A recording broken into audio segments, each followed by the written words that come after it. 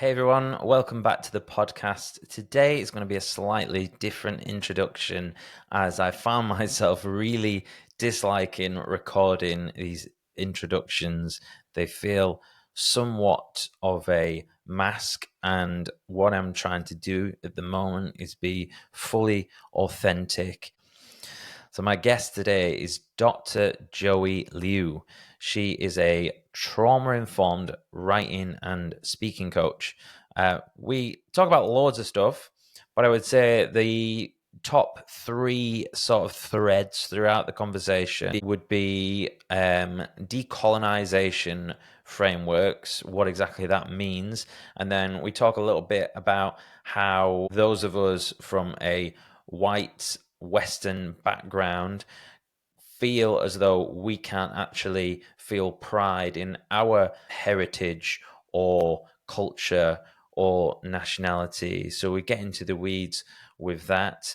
We also talk about neurodivergence with Joey. Actually, I'm honored she's opened up about her autism diagnosis for the first time on a podcast. So we get into that.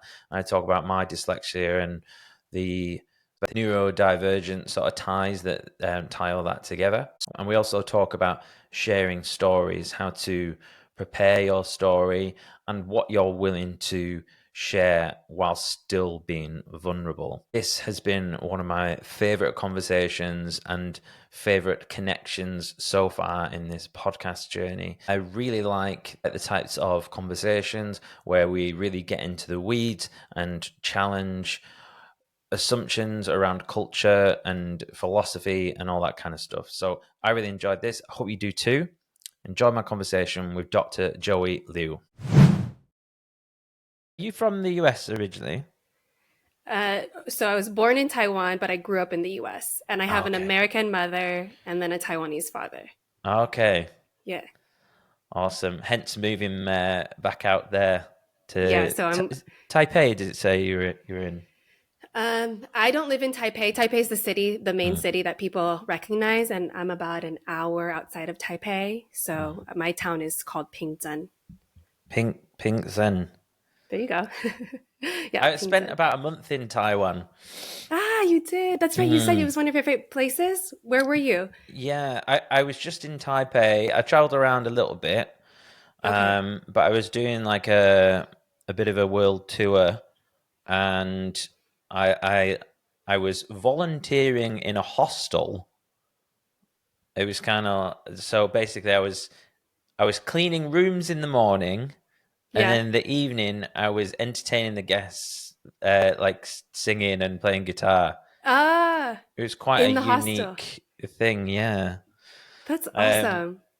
I always said it was quite good for my ego, really, because up until that point, I'd been spending a lot of time uh, in hostels in Thailand and places like that, and having Asian women cleaning up after my mess and coming Mm, in. And then when I was when I was in Taiwan, literally roles reverse because you get a lot of hmm Japanese tourists, and I'm like this like 5'11" guy like crawling around in these little pods, cleaning up after these middle class Asian ladies. That's an awesome story. Like, wait, I want to know, how did you get the job? What point did you know that cleaning was involved, and what made you say yes? Is it there's a website called oh, it's like a volunteering website. Mm, So and I was looking to, because I was traveling around, I was basically just getting drunk and hanging out with Westerners, as happens. And then I was like, oh, I want to like experience some culture. I want to do something different. hmm And it was between, and then I just found it on a website. It was so random. mm. Um, and yeah, did I know there was cleaning involved? Yeah. Like it was fine. I was just trying to push myself out of my comfort zone. It was a very different experience, but it was Mm. cool. It was either that or a turtle sanctuary in Borneo. I must admit, I wish I'd done that, I was but gonna say, why did you pick the turtles? I mean, I'm glad you came to Taipei, but turtles sounds awesome. Why was it fear? Do you know what? Because it was like you basically got a picture tent on the beach, which sounds Mm, idyllic now, but when you're like, okay, what, am I really going to do that? And it was in the middle of mm-hmm, nowhere, so I'd had to mm-hmm, travel out, and I was kind of like, when you're a bit like, oh, I don't really know what these people are like, I'm not going to be actually inside. mm-hmm, So I think it was just a fear thing, but mm. who knows? Maybe I'll get that chance in another lifetime. Yeah, I hope so. Okay, so let me contextualize. What year was this? 2017, Ah, okay. And you said a bit of a world tour. How long were you traveling? 11 months. Okay, okay. Yeah, So I did so I that's did. that's impressive. What did I do? Was it 15 countries? Wow. I can list them all off, actually. I can usually do them in Okay. order real quick. Don't stop me because you'll be like, why did you go to that place? Right. No, So I won't. I'm just Germany, Thailand, Cambodia, Laos, Vietnam, mm, Singapore, Malaysia, Netherlands. I know, Belgium, Netherlands.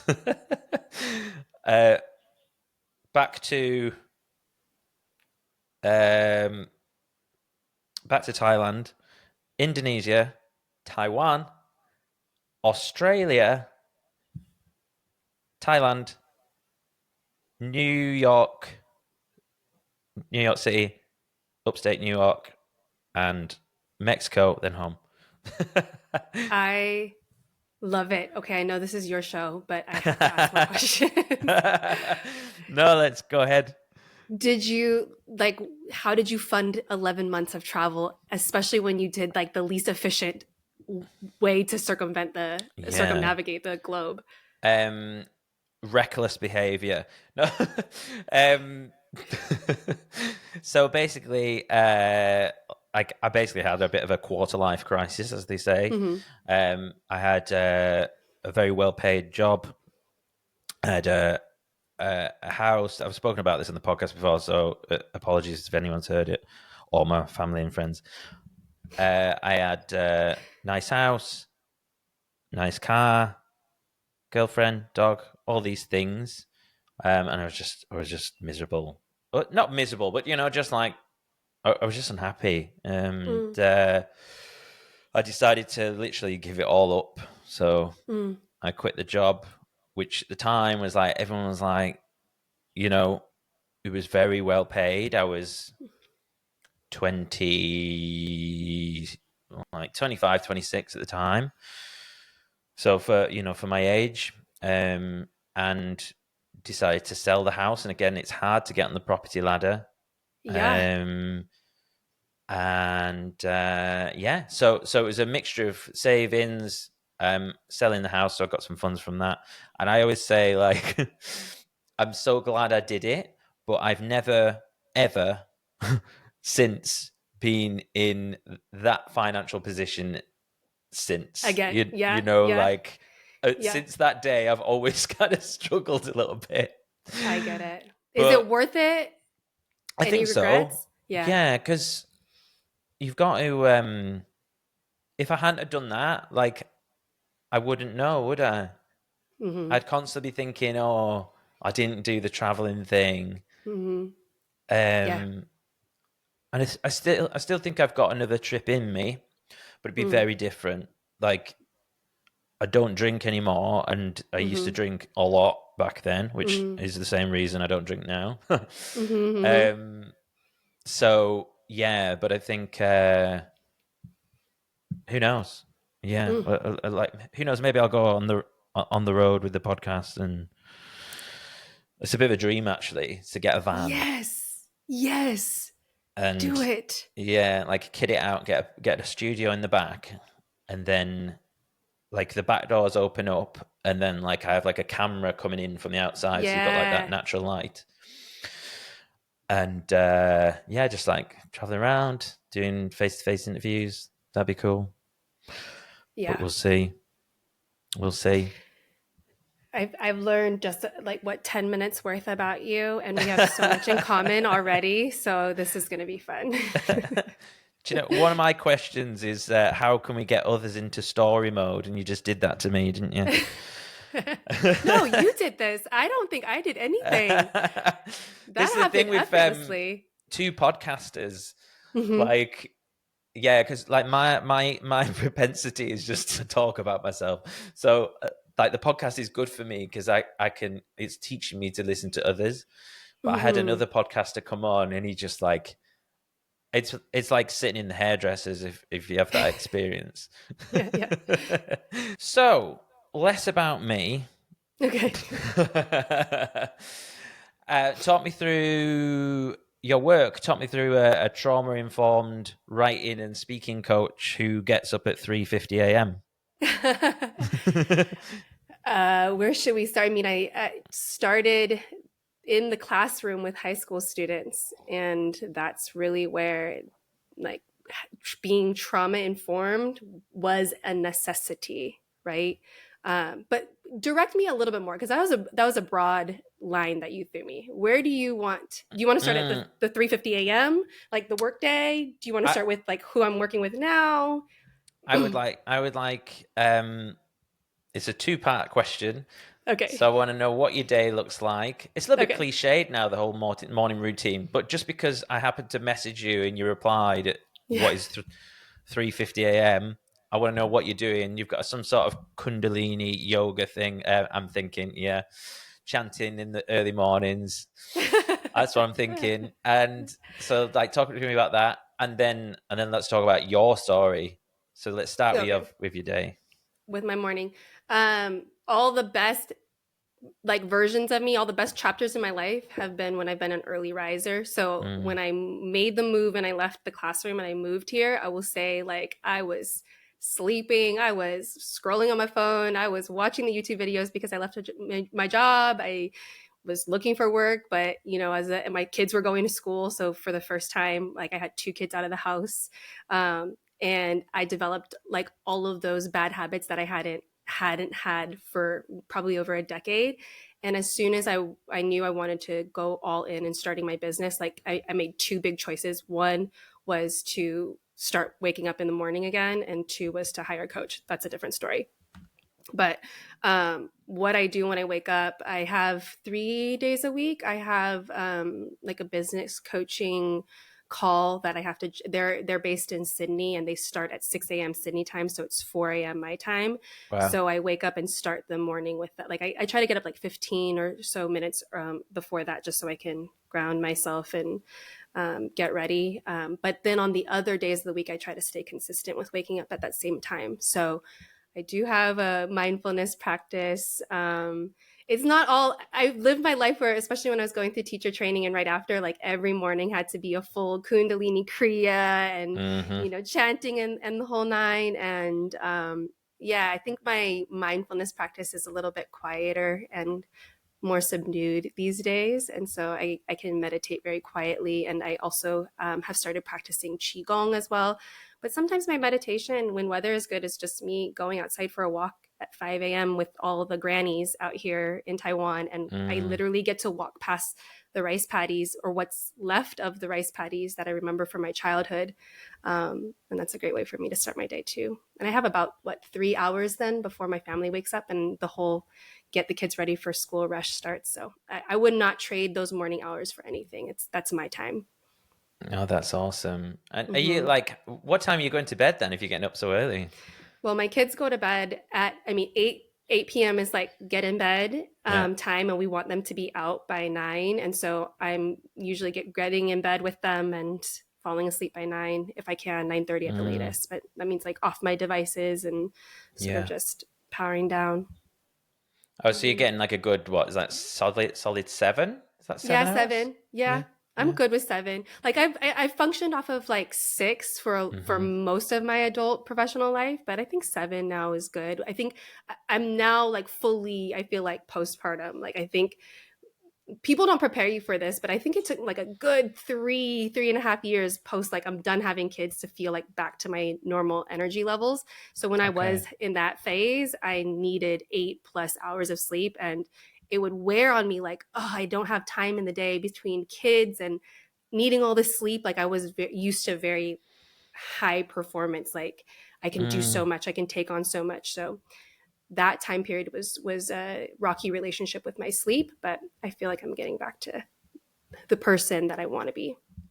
Yeah, I've actually gone, like, if 6 months ago I was doing much earlier starts. I think the earliest I was doing was I did 4:50 for a little while, Mm. but then on average it was about 5:30. Mm-hmm. And then just recently I've kind of like gone the other way, and I'm training in the evenings, going to bed a little bit later, and then I'm getting up at like 6:50, like, but I do find it's working quite well. Mm. You've got to like find your rhythm, haven't you? Yeah, And yeah. it's hard because I do like the early mornings, but my instinct seems to be late nights. I seem to be a Mm. bit of a night owl. So it's kind of like, yeah, I think it's just finding what works for you and what's So when you really. say, sorry to cut you off. No, go.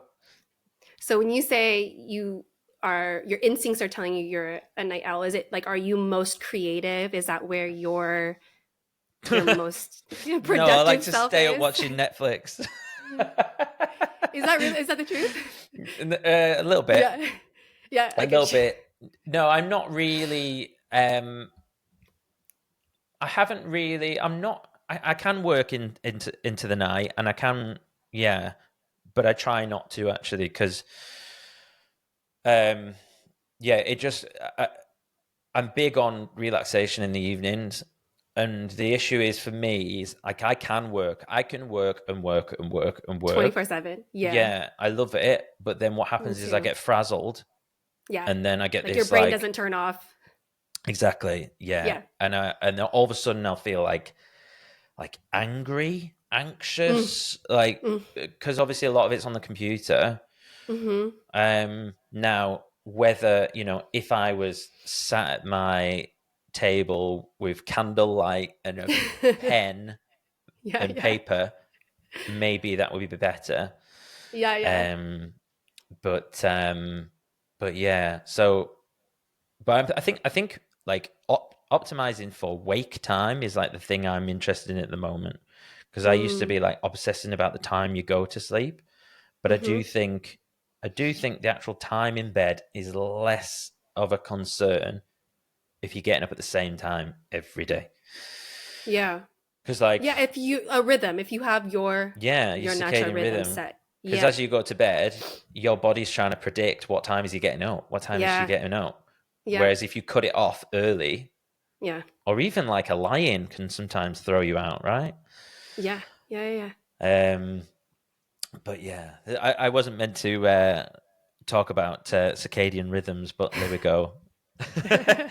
Is Give that me a. another topic you've covered already on your No, podcast? no, no. It's just Uh, like anyone who knows me, like I'm obsessed with sleep and circadian rhythms. I'm an I optimizer. I love it too though. But okay, so circadian rhythms, you're maybe I haven't researched enough. Hmm. So you don't buy into that the circadian rhythms are connected to the sun, or you do? No, 100%. I believe Oh, it. okay. Yeah, yeah, 100%. I believe it. Um, yeah. Okay, so for me, like I feel the most energized as long as I'm rising just before or with sunrise. So in winter, it's going to be much harder for me to maintain this 350 time. And I have to Mm. always go through a process of like giving myself permission to stay asleep a little, like that hour longer, or like just know my body's in hibernation mode during those winter months. It's difficult, isn't it? Because like obviously, yeah, I'm in the northern hemisphere. You'll be in the southern, right? So Mm, are you in the southern? right? No, we're northern. We Oh, of are course you're northern. Yeah, yeah, yeah, yeah. the Tropic of Cancer goes through Taiwan. Yeah, yeah, yeah, yeah. Of course.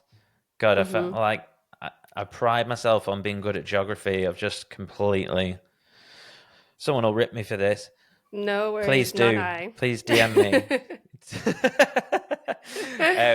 But yeah, it's that like that constant like changing of cycles is kind of, it's Yeah. beautiful, but it's difficult like as someone who likes to nail a routine. Mm-hmm. So like actually just recently I started I was like everything blackout curtains, like I would try to Mm-hmm. like because like certainly if I was going to bed earlier and it's light, I'd try and block everything out and kind of what's the word, artificially kind of change my Force. circadian Yeah, rhythm. yeah, Yeah, yeah. like it's not daylight. Mm-hmm. And then actually just this week, I just totally switched. I'm like, I'm going to open the window. I'm going to take the blinds down. I've just got regular curtains, and I've Yeah. been waking up to the sun coming in a little bit earlier, but it's been really nice. Yeah. And just trying to go with that flow. I suppose it's the only thing is it's different. It's difficult, isn't it, when we live in a world which is like you've got to go to work and have these 8 hours, and then all of a sudden there's only so many hours of daylight, and Yeah. then you're Yeah. fighting Yeah. against getting up in the dark, like Oof. you just say. I don't miss that at all. I don't miss my commute. I don't miss being on the, I mean, it's not a 9 to 5 when you're a public school teacher. It's 7 to 4, right? Hmm. But I don't miss that. That would be the worst. I didn't mind rising early, but like forcing myself to get out of my house in wintertime when the roads Hmm. are still dark and then coming home and it's dark again. I spent all of the daylight hours in the four walls of my classroom. Wow. Which whereabouts Mm. were you at in the States? California, Okay. Southern I California, didn't know it Anaheim. went. I didn't realize it went dark uh, in the winter months in California. For some reason, I just imagine it always been sunny. That's the biggest misperception of California. In fact, if you were to go to California, I don't know about now, it might be warming up, but Hmm. probably not. Like you would need to have it's still hoodie weather in California. It Is this doesn't summer Northern doesn't California? no, I was in Southern California, like an Okay, hour right, outside of LA, in Anaheim. right. But it gets chilly in the evening, so even if you have a sunny day in the summer, like you have to throw a jacket on even summer evenings because it's very dry. So it's Mm. not like a humid, warm summer night. It's a dry, kind of cool summer night, and we have cold, rainy, dark winters. And I think Hollywood has just like glossed over that, so the rest of the world just doesn't know. We have floods Wow. every winter. We have limited hours of sunlight. Like it's not fun. Yeah, that's Yeah, crazy. I totally like. I've definitely seen like Northern California. yeah, Like can be like that, but I had no idea. Interesting. So, all right, let's. But would you talk to me about your story if you'd be willing to share? yeah, yeah. We so I will start first by saying I've told you my dad is Hakka, my mom is American. So when I approach storytelling, literally I am a descendant of oral history as a Hakka woman. Um, and Can I just? storytelling is so important. Yes, Sorry, what is ask What is away. Hakka? What? It is a ethnic group originally from China. We're a diasporic people, so even though we are from China originally, a lot of our history is by people getting pushed out of their homelands um, through massacres, genocides, Mhm. conflict. My family line eventually ended up in Taiwan, but there's Hakka people all throughout Southeast Asia, a big Hakka community in India, Indonesia. Mm. And if you know of any Chinese people in Jamaica or the Caribbean, probably like 99% chance they are also Hakka. So a lot of Hakka people became the Chinese people that came on those boats in the 1800s to replace slave labor to work on the railroads, along with probably some Cantonese and other ethnic groups as well. But in Jamaica, it was one boatload of Hakka people that kind of went and became the entire like Chinese Jamaican population over there. So that's just a fun fact. Right. Okay. So being is it a Hakka. hawker? A hawker? Being a hawker, Being a Hakka right? person, yeah, Is yeah. that's determinant on? Is that determinant on China, not Taiwan? If that makes sense. Like, yeah, mm, yeah, yeah, that makes sense, right? So they've.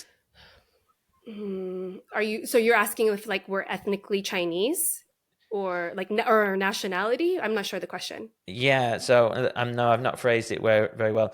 So being Hakka, like at first I was thinking, oh, is that an area in China, and Mm-mm. therefore, right, okay, but Yeah, so that's one thing, one distinction. So, like when you talk about Cantonese people, they're from a uh-huh, province called Canton. When you talk about Fukienese people, they're from a province called Fujian, yes, right? So, most of the other ethnic groups that are associated with China are characterized by the place, but we are people without a place anymore because of our long history of diaspora. So, Hakka is the name of our language. We're actually called the guest people because we were pushed through so many different regions.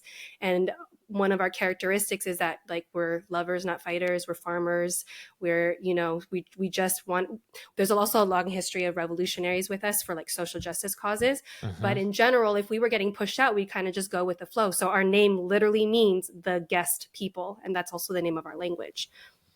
Right, okay, right, fascinating. Okay, please continue. Yeah. So there's a lot of elements to my story, and I feel like we'd talk forever if we were to go, because I love the fact that you're so curious about all these things. But I'll just sum it up in saying, growing up, I always felt like my story wasn't represented in anything I saw around me and didn't fit into any type of box. And I didn't go to high school, I didn't go to any type of school, but I ended up in the field of education because I've been a teacher since a very young age. I felt that it came very naturally to me. And after college, when I didn't really know what, like I was literally at a fork in the roads deciding if I was going to pursue eco architecture or teaching. And I, on a whim, signed up to be a part of an organization that was building schools in Tanzania and volunteering to do AIDS education and prevention there. And so I graduated college and I kind of did my own world tour. So I was traveling the world for 6 months, and two of those months I spent in Tanzania teaching in schools there. And the students that I was teaching said, Miss Joey, you're meant to be a teacher, never stop teaching. And I gave them my word, and I've been making good on it ever since. So I um, ended up coming back and went through a period of more trauma, housing insecurity, family breakdown, uh, survivor of assault, lots of things. Mm-hmm. And stories really saved my life. I'll name two specific stories that saved my life. One, I was in between couch surfing and getting kicked out of, like, overstaying my welcome and being like, hey, yo, like, it's time for you to go. Sometimes having a car to sleep in, sometimes not. Thankfully, I can say I never ended up like having to sleep outside. I always had somewhere to crash, but it was in a very precarious position in my life with regards to my housing. No money in my bank account, no job with pay stubs. I think it was like cleaning houses, nannying, like just doing the odd job. Um, but told my story to an apartment manager, and she took a chance on me and gave me an apartment. She rented me an apartment. And from there, I was like, I'm gonna take advantage of this opportunity. I'm gonna apply to grad school. I'm gonna apply to get my teaching credential. Like I'm gonna make the most of this. And I did, and I ended up in UCLA getting my teaching credential. Got out, couldn't find a job, was just a sub. But put my all into being a substitute teacher. Eventually had my students that I was subbing for, they participated for me in my master's research while I was navigating an entire like sexual assault case and lots of other difficulties in my life and wanting to quit the program in general. Like the community rose up behind me and really helped me get through that. And the principal, like it grabbed the principal's attention, like how dedicated I was to teaching these kids and being a part of the community. And he said, hey, you got to go try out, or not try out, you got to go interview for this job. I didn't even know about it. I hadn't put my job application in, and it was the next day. He said, I'm going to send your resume in to the principal, but this is what you need to do. You need to prep your story for that interview. So I spent Okay. all night prepping my story. Um, and it wasn't a sob story. Like I didn't tell him any of these things. I literally told the story of like why I was so passionate about teaching. I told my students stories. I prepped stories, and I got in that job interview. And the job, I would come to find out later, was designed. It was like actually one of those jobs that was made for a returning teacher, but they just had to go through the HR protocol and like fly the job and interview like 10 people. And then they would be like, okay, the person that we wanted to hire back, they're going to get it. And I saw her walking out of the interview, like high-fiving everybody, like super familiar. She knew everybody on the campus. And I was Mm. like, okay, I'm like, it's clear, like she got the job. So I might as well just use this opportunity as like a, a trial run. I got in there, I told my stories, and the entire hiring panel changed their mind on the spot. They called me an hour after I walked out of the room and said, you got the job. And Wow. that changed the course of my life, because up until that point I was still very financially insecure, housing insecure, going through so much. And it was in the classroom then again that I found that working in a community like near where I grew up, it was a very working class community. There was a lot of violence, there was a lot of gangs, immigrants, people of color. What my students needed was an opportunity to heal, and we found healing through our stories. And at the same time, I was going through many different healing modalities. I was going through EMDR therapy. I was doing a lot of research in decolonizing practices, getting back in touch with my own culture, and then studying Kundalini yoga and Qigong. And so started bringing a lot of those healing modalities with me, as well as deep diving into narrative practices, which is also a part of the decolonizing framework, so that we could heal from within our own stories. And it became so transformational for us. It ended up becoming an entire course that I wrote the curriculum for. It got UC, California State University, and University of California approved for credits. We ended up forming a spoken word team, being invited to perform all over the region, winning some rounds of competition. It ended up becoming very transformational. So I started to see that the power of story, not only for like at the personal level, right, for healing, but then we were impacting our audiences, getting opportunities for me then to go like speak on stages to professionals about the work I was doing, opportunities to write and publish on it. And so it became an entire doorway that I had never anticipated, where I started from. Wow. That's yeah, that's amazing. And it totally makes sense as to, that path that you've gone down, like that pivotal moment, I guess, when you went for that job and it was the story that was the thing that made you stand out from the lady who was high-fiving with everyone. Yeah, yeah. Um, One of the things that you mentioned was is it decolonization? Yeah. Yeah, decolonizing frameworks. Okay, what is that? Okay. How much time do we have? uh, As much time as you like. So the idea of colonization is Hmm. historically, right? Many places have been colonized by Western powers. And what that has done to people who are not of those cultures, right? Those dominant Western cultures, it's created huge fractures from our identities, right? And when you look at colonized places, the people who were colonized by the Western powers ended up usually being the bottom of the stratus, right? Hmm. Social status, economic status. It's the root of issues like racism and sexism and classism and all of these things.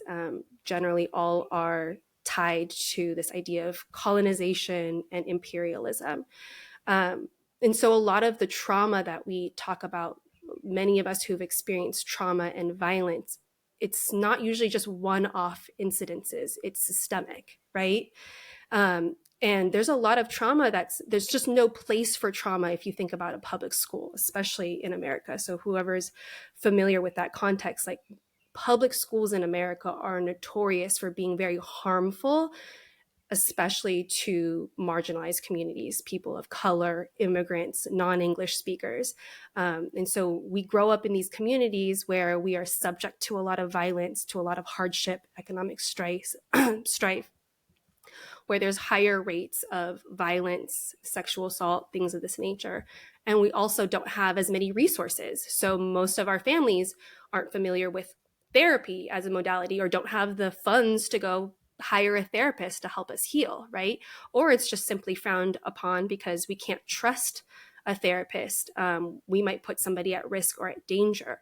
So when you talk about like being a trauma informed teacher in the classroom, when I'm in front of like 200 students a day, and every single one of them has some element of their story that includes trauma, and they have no one that they can trust and nowhere that they can go, right, to get help, and they're just there coping and then expected to like learn and pass tests and survive high school, right? It became really important for me to be the most healed version of myself, but then to like pass that healing and that learning, and to bring the right balance of vulnerability to the classroom with them. Like I had to stand, like I'm not going to be in front of my students like breaking down, like projecting my issues onto them, right? I had to find that balance of like, I can be vulnerable enough so you can see that I've been on this journey too and that I'm healing. But these are the tools and the frameworks that have healed me, and I'm still a work in process. I'm not perfect. Like to this day, I'm still healing, right? But I can invite you into spaces where we can work out your vulnerability and start to heal those things that most of us have just suppressed for most of our life because we don't have any outlet or any tools to process them. Thank you. Yeah, that's God, yeah. There's so much there. There's so much there, isn't there? I mean, so talk to me like on a real like practical. So with the term like decolonization. So what range of communities or ethnic groups typically did you work with? Let's say in California, and how do those? What do those groups like? How do they differ? Like, because presumably you have like African Americans and Mm-hmm. Asian Pacific. Like, talk to me about like how those things like how it differs for each culture and what the like Yeah, the different challenges they have and. that's a great question. So I have to give credit where credit's due. Decolonization as a framework belongs to indigenous communities, like the indigenous um, educators, researchers, healers. They are the ones who really are teaching these frameworks of preserving culture, language, and healthier ways of being in community with yourself, with one another, and with the land. So I want to give credit where credit's due first to the indigenous communities. But it is a framework that actually heals everybody. And I would say it heals even people from Western dominant cultures as well, because even Western dominant cultures are suffering from a lot of the same issues that colonization has produced, right? Mm.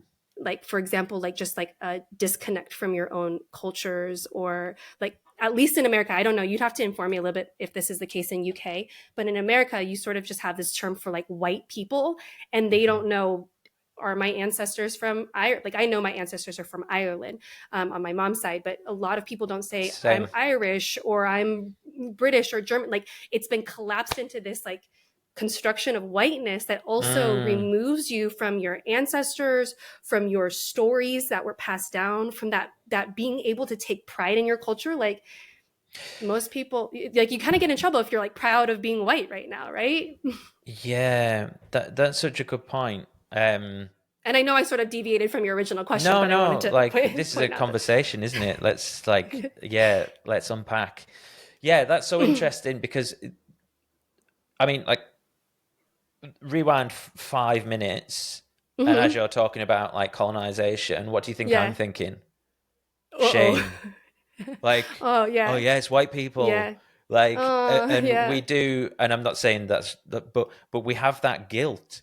Like, certainly as and it's like, it's crazy because, again, like, I come from an immigrants as well, like you. Like, my nana was Irish. Um, who knows where I did an ancestry thing, but like, yeah, so my DNA is like all over the place.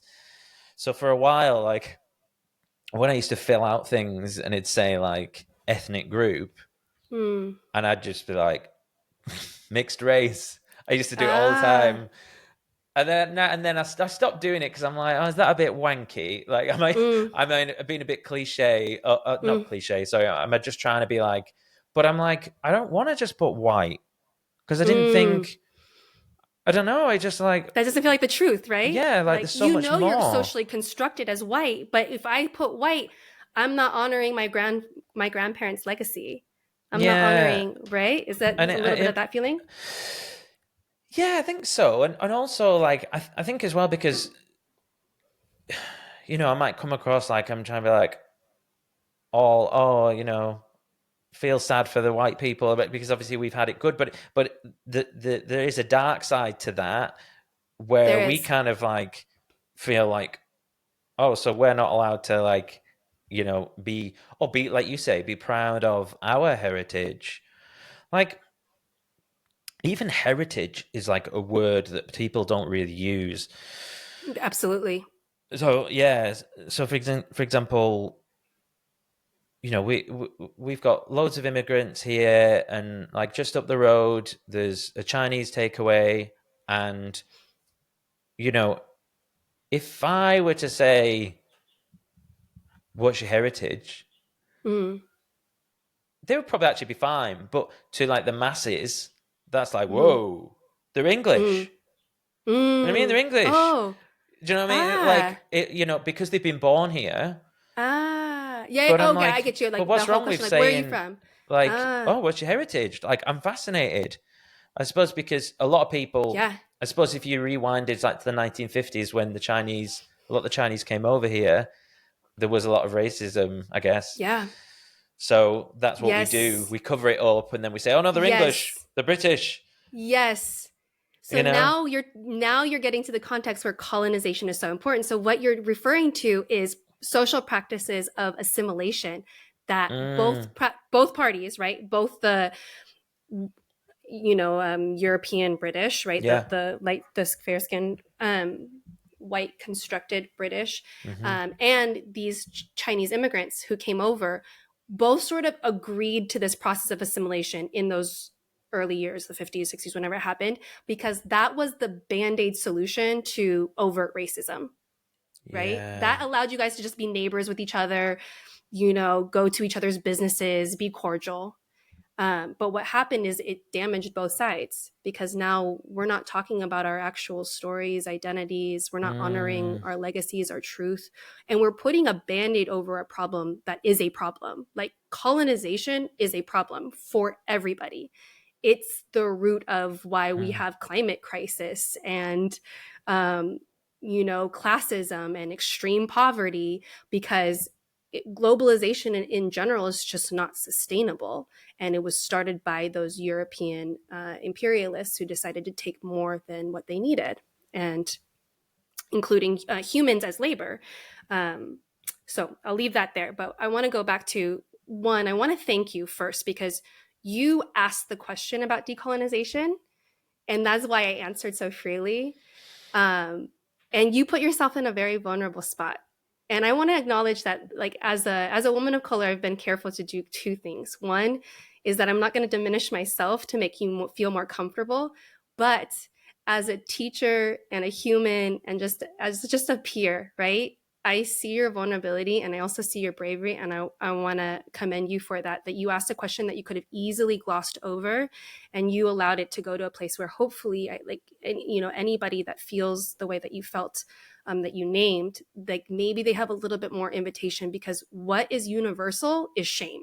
Every mm, person, no matter where you're from, is shame, has experienced shame and mm, wants to avoid it because it feels sometimes life and death. It feels so bad, and in our nervous system it mhm, feels like oftentimes our brain can't figure out when we feel shame and we feel that trigger, our like reptilian brain is telling us like you're in danger, and almost can't sort out, like, is there a predator that's going to mhm. get me, or is it just the internet citizens that are going to jump on me?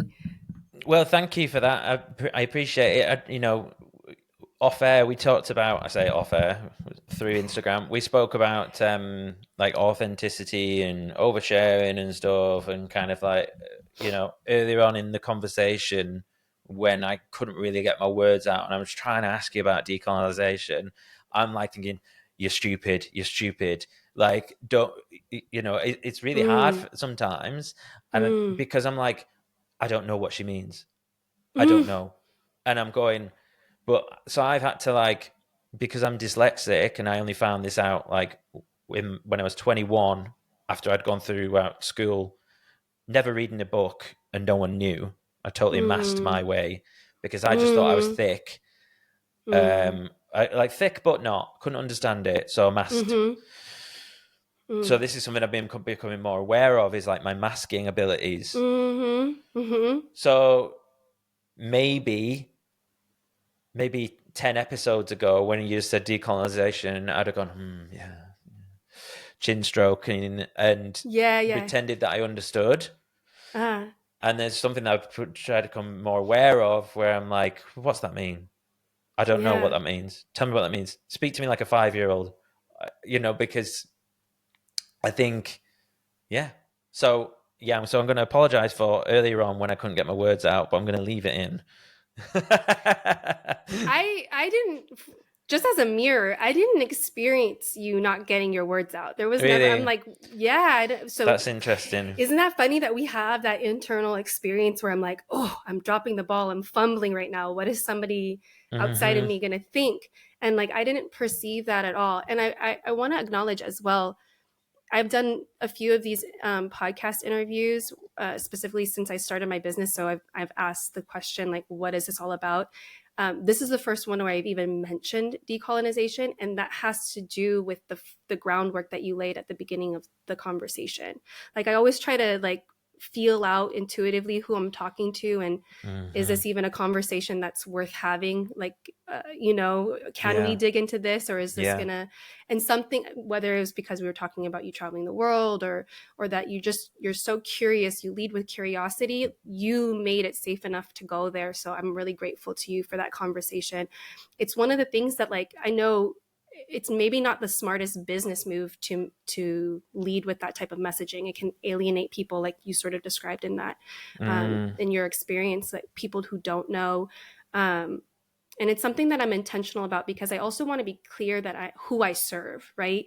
And I want to be clear that for those who need it, even if you don't know what it is yet, I represent a safe space for those of us who haven't fit in, right? Who have tried for all of our life to fit into white spaces that weren't designed for us. And I can say white spaces and talk about race, but you brought up dyslexia, so let's go there. I'm also late diagnosed autistic, so I understand the Well, masking experience as yeah. well. And so we can go there, like you and I, like, let's drop race now and let's just go, like, Mm. how much of our life have we forced ourselves to fit into neurotypical spaces that weren't designed for us, and Hmm. how harmful has that been for us, like where we've either just had to numb ourselves out, or live with the shame of, ooh, I asked too many questions, ooh, I info dumped too much, I've pushed people away. So I just, again, thank you for naming those experiences, because without sharing these stories, so many more people continue to live their life thinking they're the only one, and don't even Mm. have a starting point to imagine healing for themselves, to imagine belonging in spaces that feel more like home, that feel more like your people, that we just get each other. Hmm. um, Hmm. and so that's the power of storytelling, and inviting people into conversations where, if you're not like me, you're going to learn from me, and if you are like me, you now know you're not the only one that feels that way or has experienced that. Yeah, the neurodivergence thing is an interesting one. And the first time I heard the term was on the second podcast I ever did with Dr. Rachel Taylor, and she talked to me about neurodivergence and dyslexia, Mm-hmm. dyspraxia, autism, Mm-hmm. um, Asperger's. But apparently, Asperger's is now they've put them, They've that and collapsed it autism into the together. autism Yeah. spectrum. Yeah. And obviously, if you're listening to this and you're kind of like, what is this, like, new age? Look at my labels, or Yeah, because there will be some people thinking that, for and like, sure.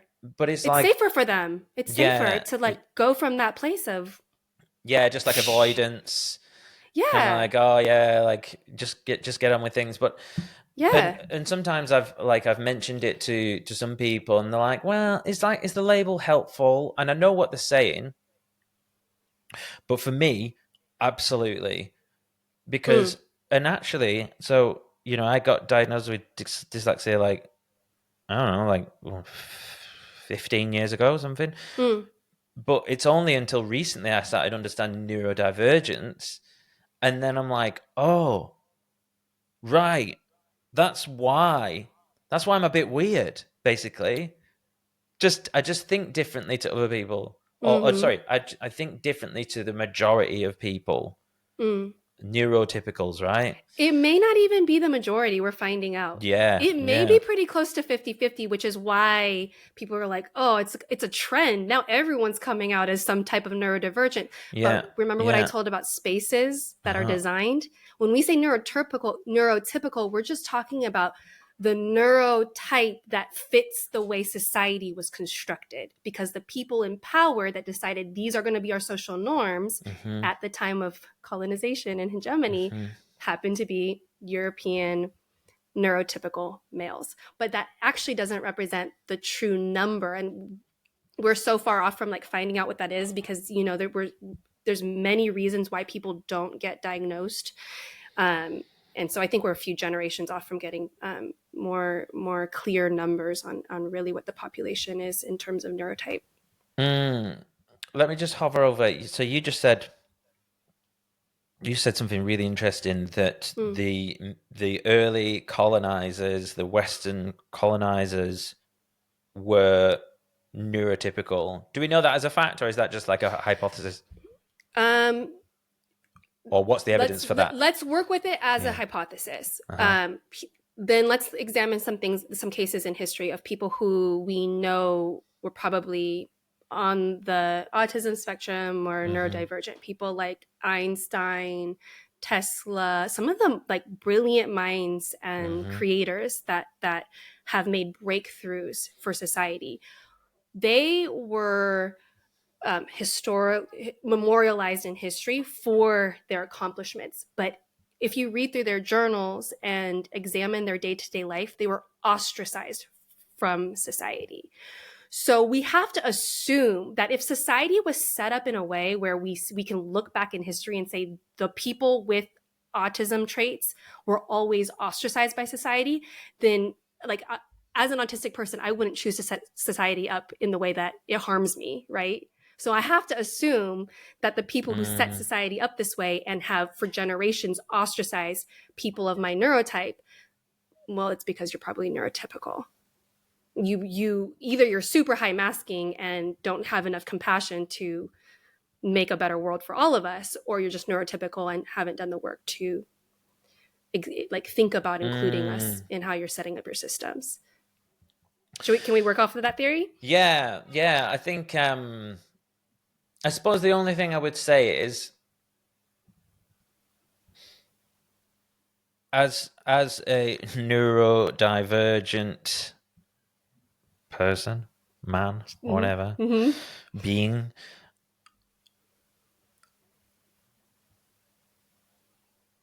part of that is like I don't even know the best way to work. Mm. Like I don't know myself. So Mm. if you give me the reins, if you give me the great example for me is like if I'm running my own business, which I've Mm. done plenty of times and to mixed success, I will put everything into like spreadsheets. Same. Yeah. I love a spreadsheet. So like everything's like everything's got to be you and I'm very analytical and put things into boxes.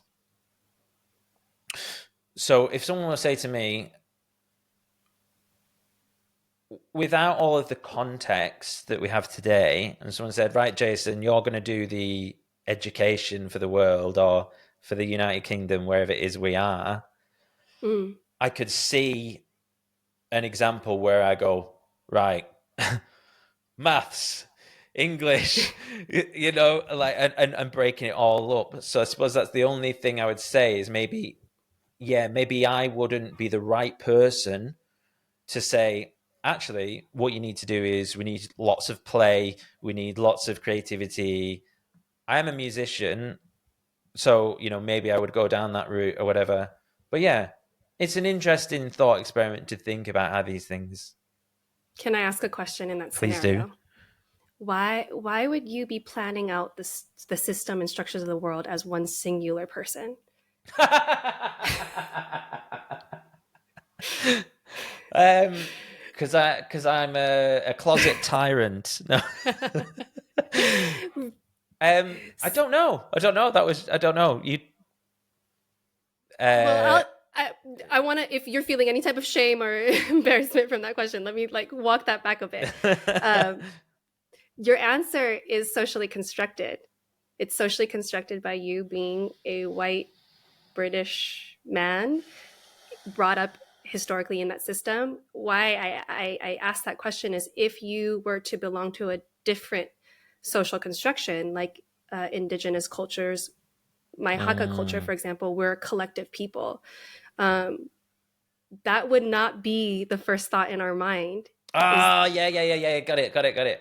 we Right. we we're a group of people, so I would never feel the pressure to design an entire society by myself with the way that I, with my hyperfixations and interests, because there's eldership, there's collaboration. And I will say too, as part of what I was talking about earlier, why decolonization is such a powerful framework for healing, is that many of the indigenous and collective cultures that were damaged by colonization, but when we go back to them in their integrity, they are safer. There are spaces where neurodivergent and neurotypical people can thrive. Right? I think about my, like, as a Hakka person, we're quite an insular community. So, meaning like until my generation, Hakka people married, and Hakka people and stayed Hakka as a way of self-preservation.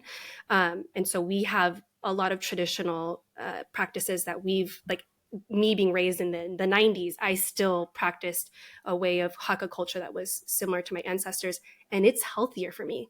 I am the healthiest version of my little autistic self living here in Taiwan, where my aunties across the street, my grandparents are around the corner.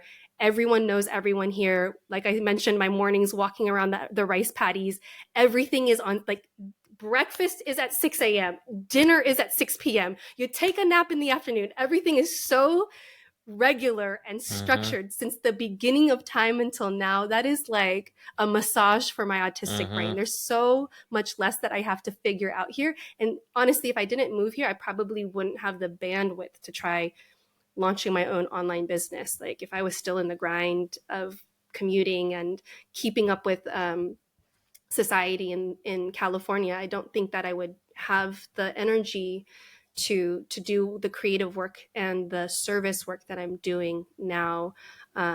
So yeah, so that, all that to say that there are societies, that Western colonial society is not the only one. But colonization makes all of us think that until we start doing our decolonizing work. And many of the societies were just way better for all of us. Many of the other So societies. yeah, so interesting because I'm like, you're talking there, and then I'm like, meanwhile, I'm going through this fucking infinity mirror of like, what is real, what is culture? Like, hang on a minute, how do I think? Like, where's my culture? Like, am I allowed to? Like, can I do decolonizing work? Like, this is all Yes. my thoughts, and I'm Ah, like, yeah, so which where do one we do go I from belong there? to? Where do you Like, belong to? I think you can answer that question. I'll hold space for you. Where do you belong? hmm.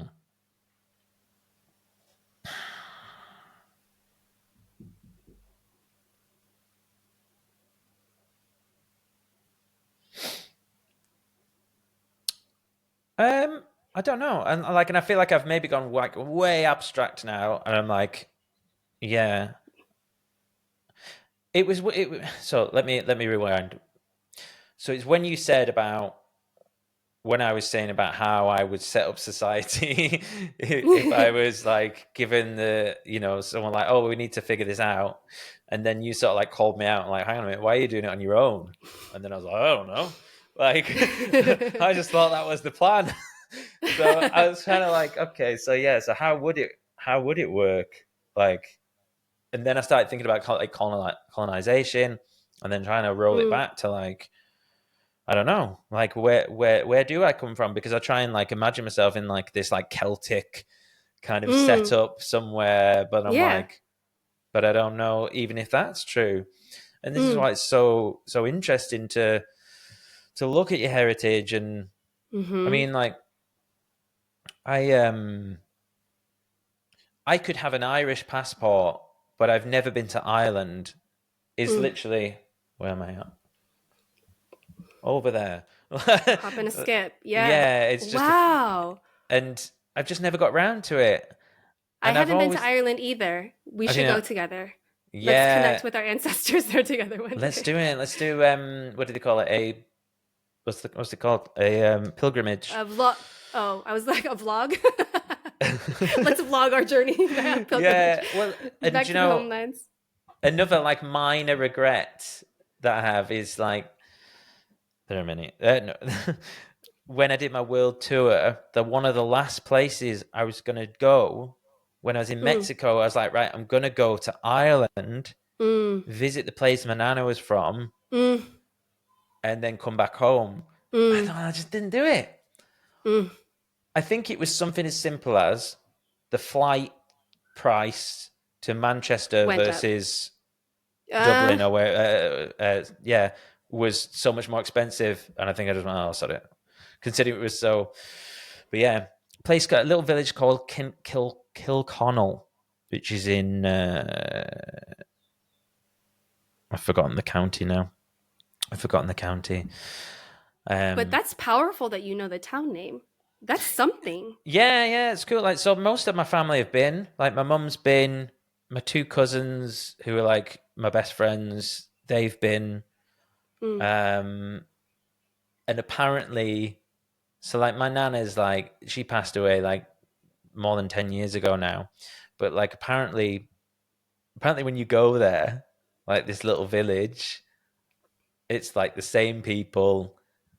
They still remember like my yeah. nana, Yes. and I think she moved when she was like a little child, and maybe that's changed now because Mm, it's quite some time since, but yeah, it's interesting, and I think this conversation is like, it's so beautiful to me because you've like allowed, like you say, you've held mm, that space, and we've gone like different places. We're not just talking about like morning routines and circadian rhythm, mm-hmm, and I love it. Like, I love getting into the weeds with this mm, kind of like creative mm, thinking and challenging like constructs within our minds and mm, culture. And yeah, so mm-hmm. thank you for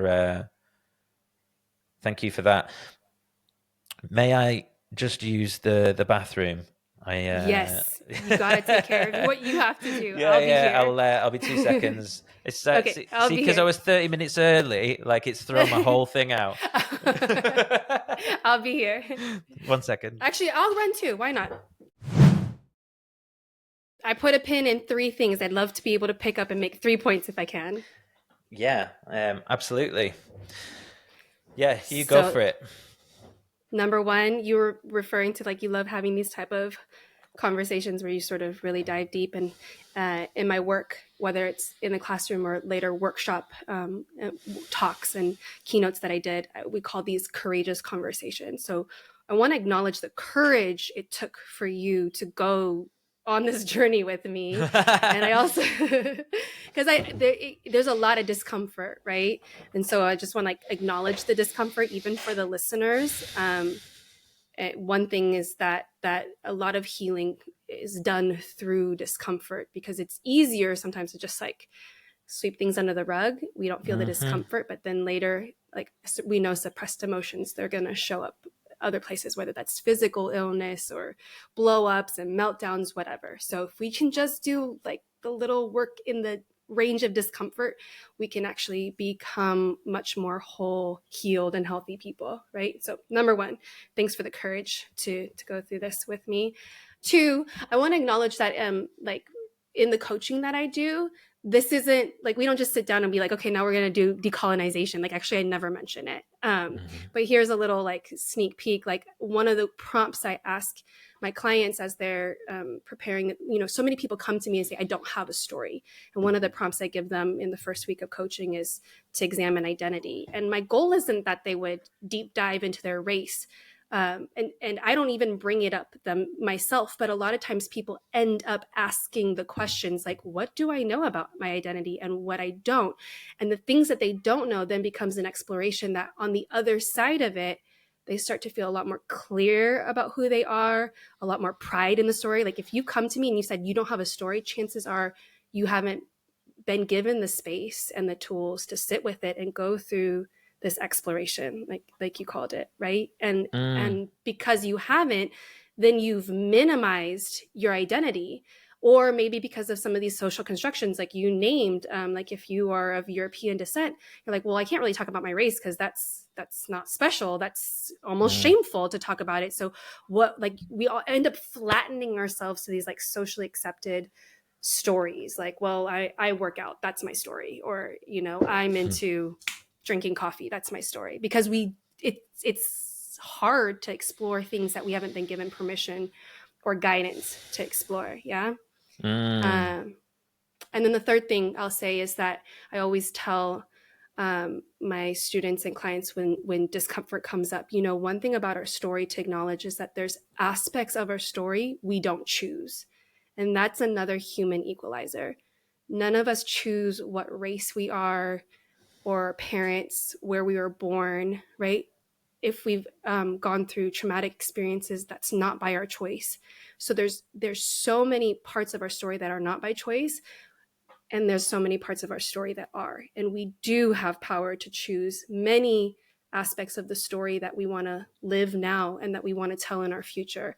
And by doing your story work, you get to reframe and make peace with those aspects of your story that you didn't choose, that are harder to tell, and then lean into the power that you have to make the story from here on in your healing chapter and your healed chapter, to write that story the way that you want to tell it.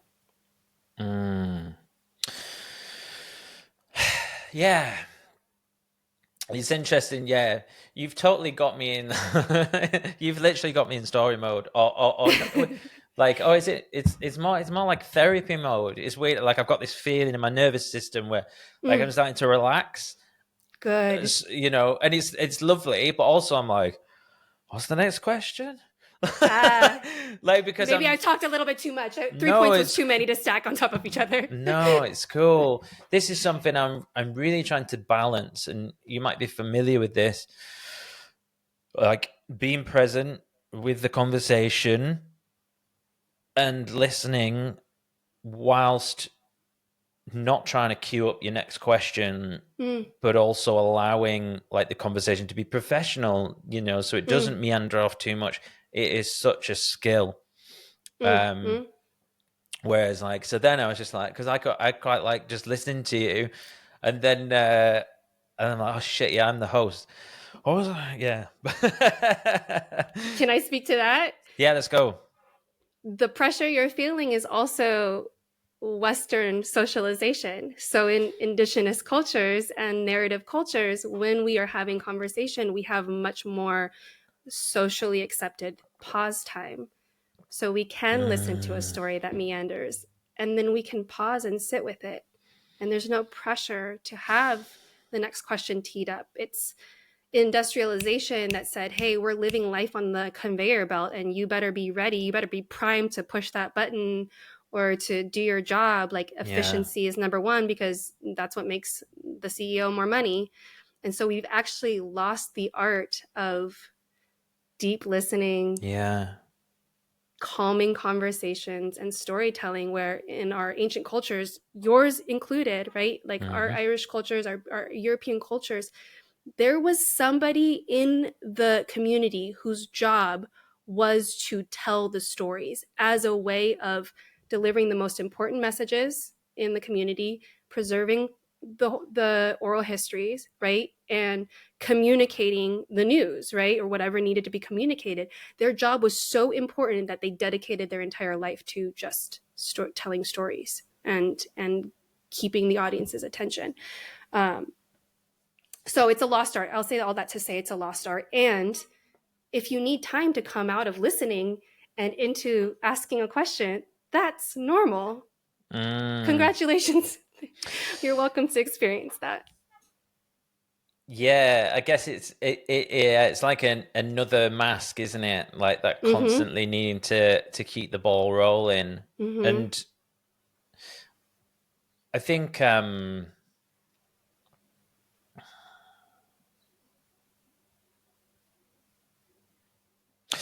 for me, see, it did it then. I paused and I'm going, love it. Okay, and then, but my brain just goes blank because I'm aware of the pause. I had a podcast the other week, actually, and it was this lady's first podcast she'd been on. And every time I paused, she did this little thing where she sort of went, like, and obviously I'm not judging her, but she was kind of like, oh, what's she going to say? And it made me nervous, though, because I'm like, imagine. Yeah. And it was sort of like, I was thinking about it this morning, and it made me think about, like, so I used to be terrified of public speaking. And was one time when I was at band camp, no, this one time when I was at college, I was doing like a stand-up presentation, and I locked eyes with like one of my friends who was in the classroom, and he just went, "Why'd you keep looking at me?" And I was like, "Oh." And I just like, my whole world just fell down, and like I didn't know what, and I've spoken to him about this since, and he was like really apologetic. I was like, "You traumatized me for public speaking." Memory. Yeah. Like, because is it when you're not used to it, you don't know where to look, do you? You kind of like, and but yeah, sorry. Like, and again, I've took it way off track there. There's so many different threads that I sort of want to go down. Let me before we pick up another thread, let me just speak to that, and maybe this will be something that helps you. Or do you feel good about that right now? Yeah, you want a tip? Yeah, I know. I like it.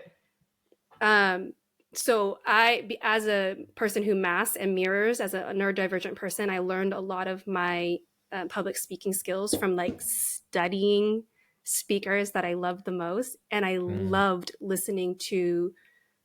My favorite speakers have always been Black or Indigenous women, and I watched their mannerisms. And one of the things that would like arrest me, my whole body would have a visceral experience if I was listening to them talk, is when they would tell their story or give the talk, and then they would stop and just be silent, but be in control. The pause was as much a part of the design of the story and the design of the experience they were weaving for the audience. I suppose for me, what that brings up is like, and again, because I've got like a music background. I was going to ask you if you play music. Yeah. It's not so much these days. That's a different story. But most of my life I've been a musician, and I remember learning from, it was a guy called Tom Hingley, and of a band that were famous in the late 80s, early 90s in Manchester called the Inspiral Carpets, and he did like a session with us, and he was talking about like that power of dynamics. Yes. And leaving dead space.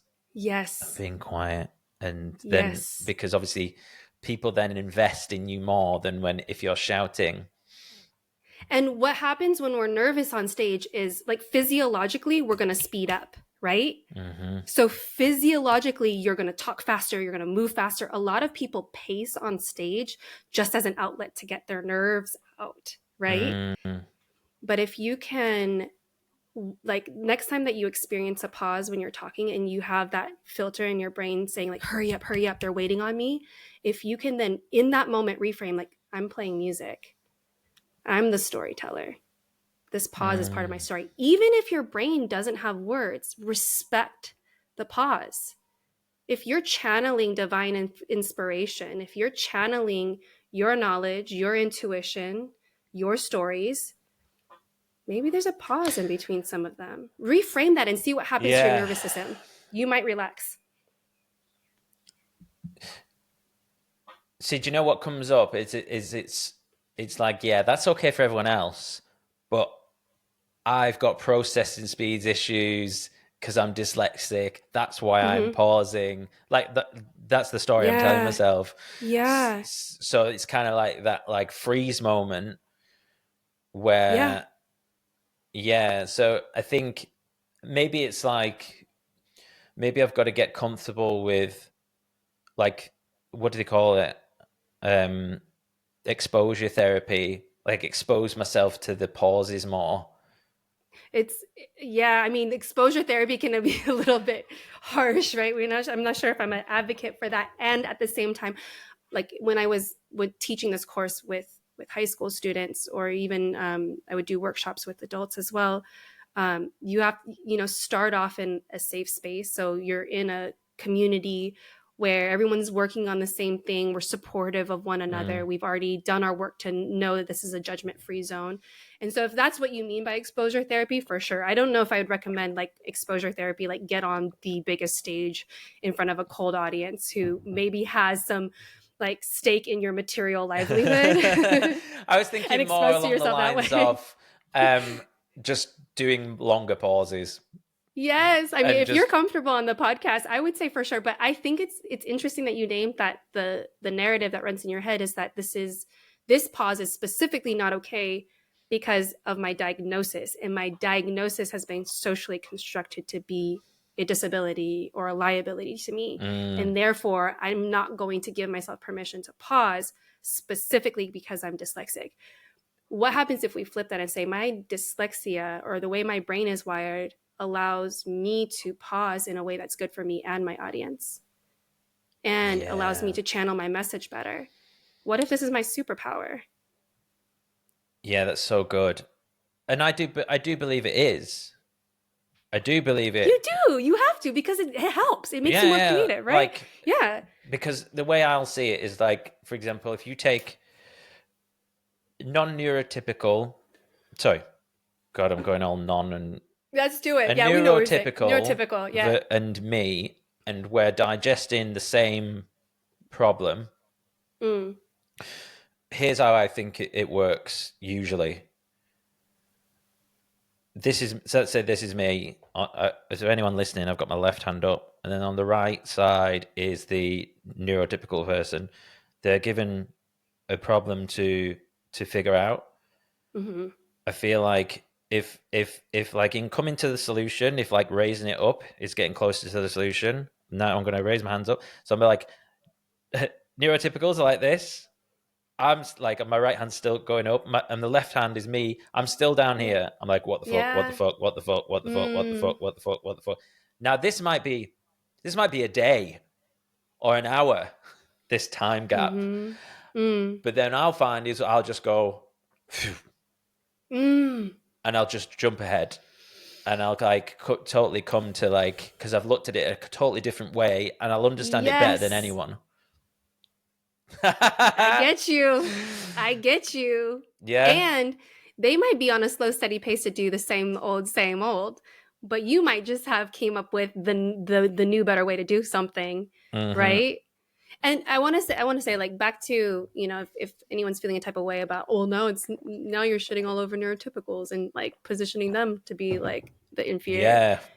Going back to that society, that decolonized society, everyone has a place and a role, and everyone is valuable because we're Yeah, different, 100 right? percent. Yes, Right. and yeah, that was like a very broad bucket, like sample of my experience with certain Perfect. Yeah. It problems. was. Yeah. Yeah. Yeah. For sure. Yeah, but again, like that ability to like think faster and stuff again is, probably the person who's going to think fastest is probably like the probably a good soldier as well, Yeah. which is Or interesting. or factory Yeah. worker. I mean, you know what I mean. Yeah. Oh, are you saying soldier as in like think like quick as Like in no, like make like a colonizer. So like we were yeah saying before about like, yeah so a non, sorry, if a neurotypical neurotypical is just faster off the ball in terms I of just coming up with fall a solution, they're probably better in the battlefield and a better mm. colonizer. Oh, okay, I'm following you. Yeah, Yeah. so I'm saying mm, okay, because they don't need to sit and wait and like gather data like we do. Like we have to like almost like absorb every piece of data that could Yeah. possibly inform the decision that we're going to make. It could Yeah. be crippling. Like when you're in Yeah. research mode, you have to Yeah. like consume it all, and then you like push that one button that then spits out the answer in the algorithm of our brain, right? But they Yeah. just go, I see like 1, 2, 3 pieces of data, and I'm going to make a decision based off of that, and just go for it. Yeah, precisely. And but then yeah, but then now like I'm also thinking, yeah, you're talking shit, Jason. That's a lie. You can think fast because I can think fast as well. I don't know. It's weird. It's so strange to try and Well, like. are you thinking fast in contexts that you've done before, like similar types Yeah, of good problems that idea. you've solved before? Yes. That's it. That's it, Mm, isn't it? Yeah. If I, mm. because yeah, I can think fast in something that I've already digested. But if it's something brand new, Or where there's a lot of parallels, right? Where it's maybe yeah, something new, but there's enough parallels that can be drawn between a problem that you've solved already. And you're like, I yeah, can just apply a and lot of the maybe like same. an unconscious parallel that I don't even Mm-hmm. realize that I've got the Exact. context around. Well, neurodivergence, like one of our superpowers is pattern recognition. So you don't even have to bring it into the conscious, Mm, like comprehension level. You're just seeing patterns and functioning off of it. yeah. So let's talk about let's like talk about that a little bit more. Like, so when did you get diagnosed with as autistic? Mm, How has that sort of like shaped your experience? mm. Yes, that's a, and thank you for holding this space for me because you've made me comfortable enough to tell the story. This is the first time I'll be telling this story publicly. Wow. And I've always told myself that I was going to wait until I got a second level of a diagnosis that like, so I've like gone to an MD and gotten the first screening. Hmm. And I've always told myself I would wait to tell the story until I got like paid the additional $1,000 to get like the certificate of whatever, Okay. whatever. And I'll circle back around and tell you why that's important. But I'm Hmm. comfortable enough telling it now for a few reasons. But one of them is that you've been such a great conversation partner to dive into these courageous conversations with. So I really want to thank um, the person who opened the door to this entire revelation for me. And it happened when I was doing my PhD research, and I was researching with a school who happened to be, they were located in LA, and they were run by, it is run by a husband and wife partner. And she's indigenous, and he is a white American, but who happens to be on the autism spectrum. And as I was researching with them, he was teaching in his classes, and one of the classes, because they've created this like radical community grown school that defies all like social conventions of dominant culture. It was awesome. And one of the classes that they teach is around neurodivergence and different neurotypes. And he was so comfortable talking about himself as an autistic person. And I was like, how can you feel so comfortable talking about being autistic? And first of all, how can you be autistic? Like, you look so cool, Mm. you speak so well, you function as an entire founder of a school, right? You're married to a beautiful woman who's super cool too. Like all of the social constructions that I had been taught to believe about autism were like firing off, like, you can't be autistic. And if you are, like, why are you so comfortable talking about it? And one of the reasons why I was having such a deep experience of this is because I have fought my entire life the diagnosis of autism. Like I have been like, if I just work harder, right? Like I never believed it about myself. I Mm. never believed it about myself. And I was like, I can't be autistic because I can make friends. I can't be autistic because I can have romantic relationships. I can't be autistic because I don't struggle as much as other people on the autism spectrum who are nonverbal or have learning, other challenges with learning. Like I have 3 degrees. Like I can't possibly be autistic. Just you might have covered this, so I apologize. When did you first come aware that maybe you thought differently? Was that It was pointed out to me when I was an undergraduate in college by somebody who was an autism behavior therapist, and she noticed that I stim. So, like in what's that? conversation, stimming is like when you do a repetitive movement. So, I think at the time, I've kind of trained myself out of it, but like I would just kind of rub my ear Oh, constantly while I was focusing on listening. Or when I get nervous, like oftentimes I'll get like autism hands where I'll be like, my hands will become little balls or paws or like have to apply a lot of pressure. So she was picking up on some of these social cues that until it got pointed out to me, where then I would hyper correct it, I wasn't aware of. So I was sort of giving it away. I had these tells and she pointed out to me, I was just like, I was hurt. I was yeah. hurt. At the time, I'm like living a college life where I'm partying. I was probably like skating off of some pretty privilege in college and just like using that to mask and not have to really examine like all the other things that made me weird. Sorry, I'm not laughing at you. It's just because it tracks with my experience. Mm-hmm. Yeah, being Mm-hmm. charming and like Like you above don't you average looks. yeah, it's just like you can't possibly be autistic because people ask you out, So Hmm. and I wanted to believe that because being autistic looked terrible, right? Like everything that we were raised to believe about being autistic was like that is a banishment in society to the outskirts of any, like you just can't possibly be autistic and successful.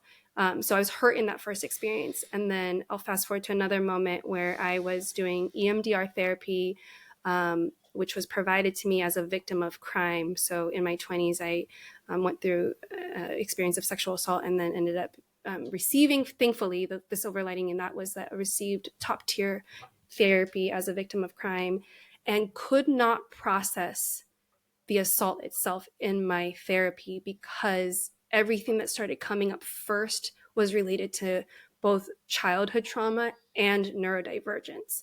And my EMDR therapist, like after over a year, and like EMDR, I don't know if you're familiar with it, but it That's my really next like question. What is the eye movement EMDR? rapid desensitization. So if you've ever felt burned out from doing like cognitive behavior or just talk therapy, EMDR Uh-huh. is a great option to explore.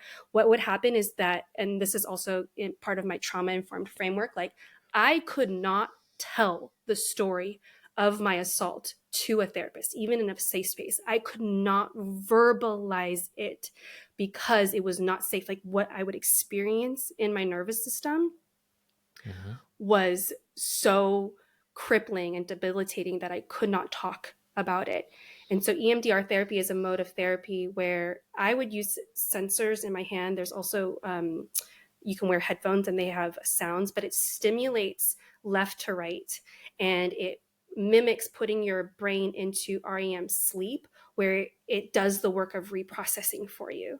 And so Mm. while you get into that deep state, um, your therapist will give you different targets, not questions. You're not expected to produce language, but different targets to focus on, and then allow the brain to do whatever it needs to do to sort of like, because what happens in trauma is that we have information that is scattered all over my brain, all over your brain and Hmm. your nervous system. And that's why you get triggered by seemingly unrelated things because you have a piece of trauma information lodged over here in your brain that you can't even go find and process and organize it into the appropriate drawer of your brain because it's too scary to go even retrieve it.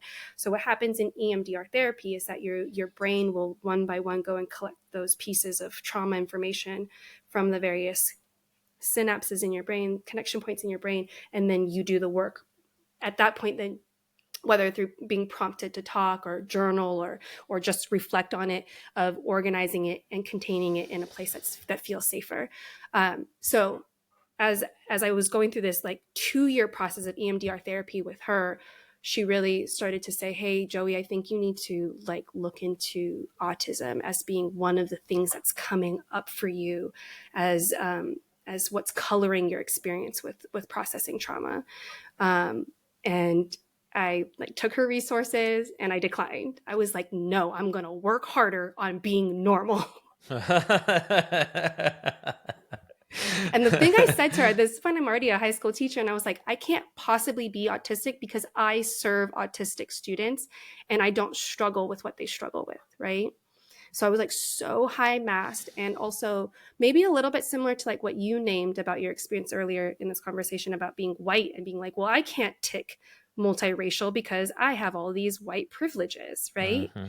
I had a similar experience of like, if I don't struggle as much as who I've seen over here struggling, like I just can't claim that as my story. It just feels too self-indulgent or just too far-fetched, right? Like it feels like I'm just grabbing attention or trying to get sympathy or something.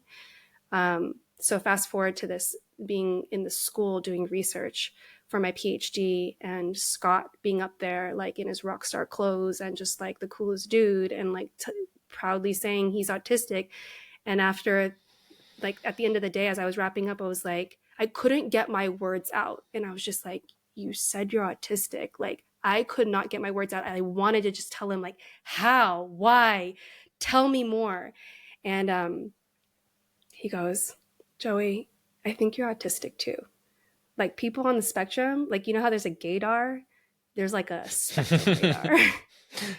And then he said, this was what changed my life. He's like, people who think as brilliantly, creatively, and out of the box as you typically aren't neurotypical. Like there's a way of thinking almost magically that is just really characteristic of people on the spectrum.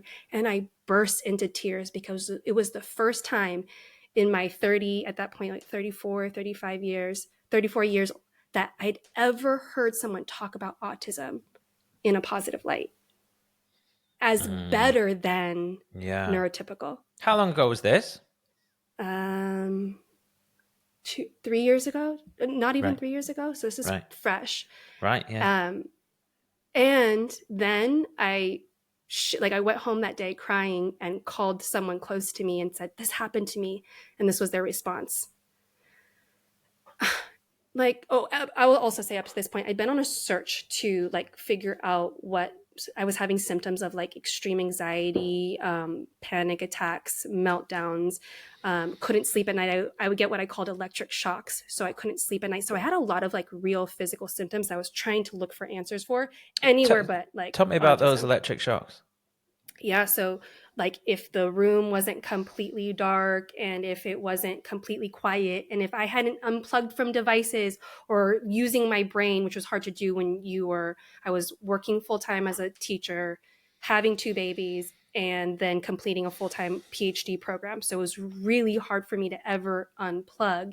So when I didn't know that I needed to like decompress and reduce stimulation before bed. And I was going to bed hyper stimulated and then falling asleep quickly out of sheer exhaustion because I was getting maybe like 5 hours of sleep a night and having like 16-hour days, falling asleep very quickly because of sheer exhaustion. But my parasympathetic nervous system wasn't relaxed. And so my husband would then like get up to use the restroom and I would feel like bombs going off in my body. Wow. And then I would be up all night. Like I would not be able to fall asleep. Heart palpitations, like I could only describe it as electric shocks. And I would go to the doctor and say like, what's going on? Like, do I have a tumor in my brain? Like what? Fix me. And my therapist, the EMDR therapist, I mentioned this to, and that's where she was like, Joey, like you're autistic. Like, let's get you some help. And I was like, nah.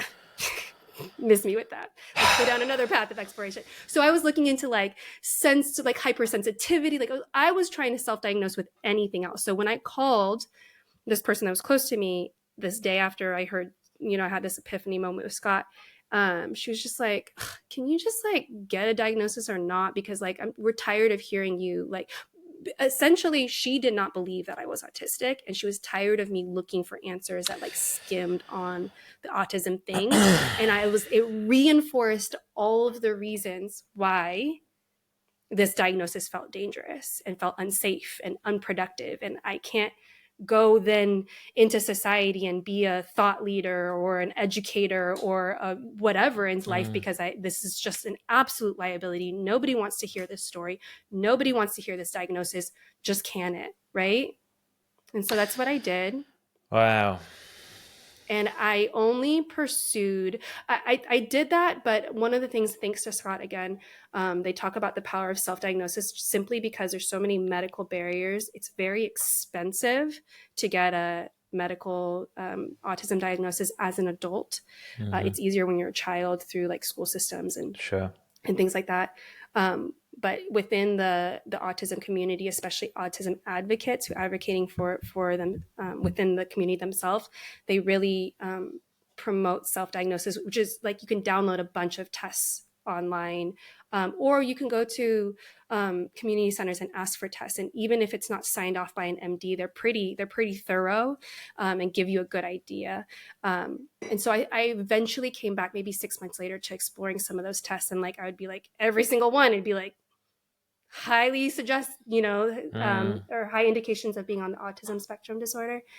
And then it wasn't until I didn't pursue getting the medical diagnosis until I started my business, because I felt like I needed protection.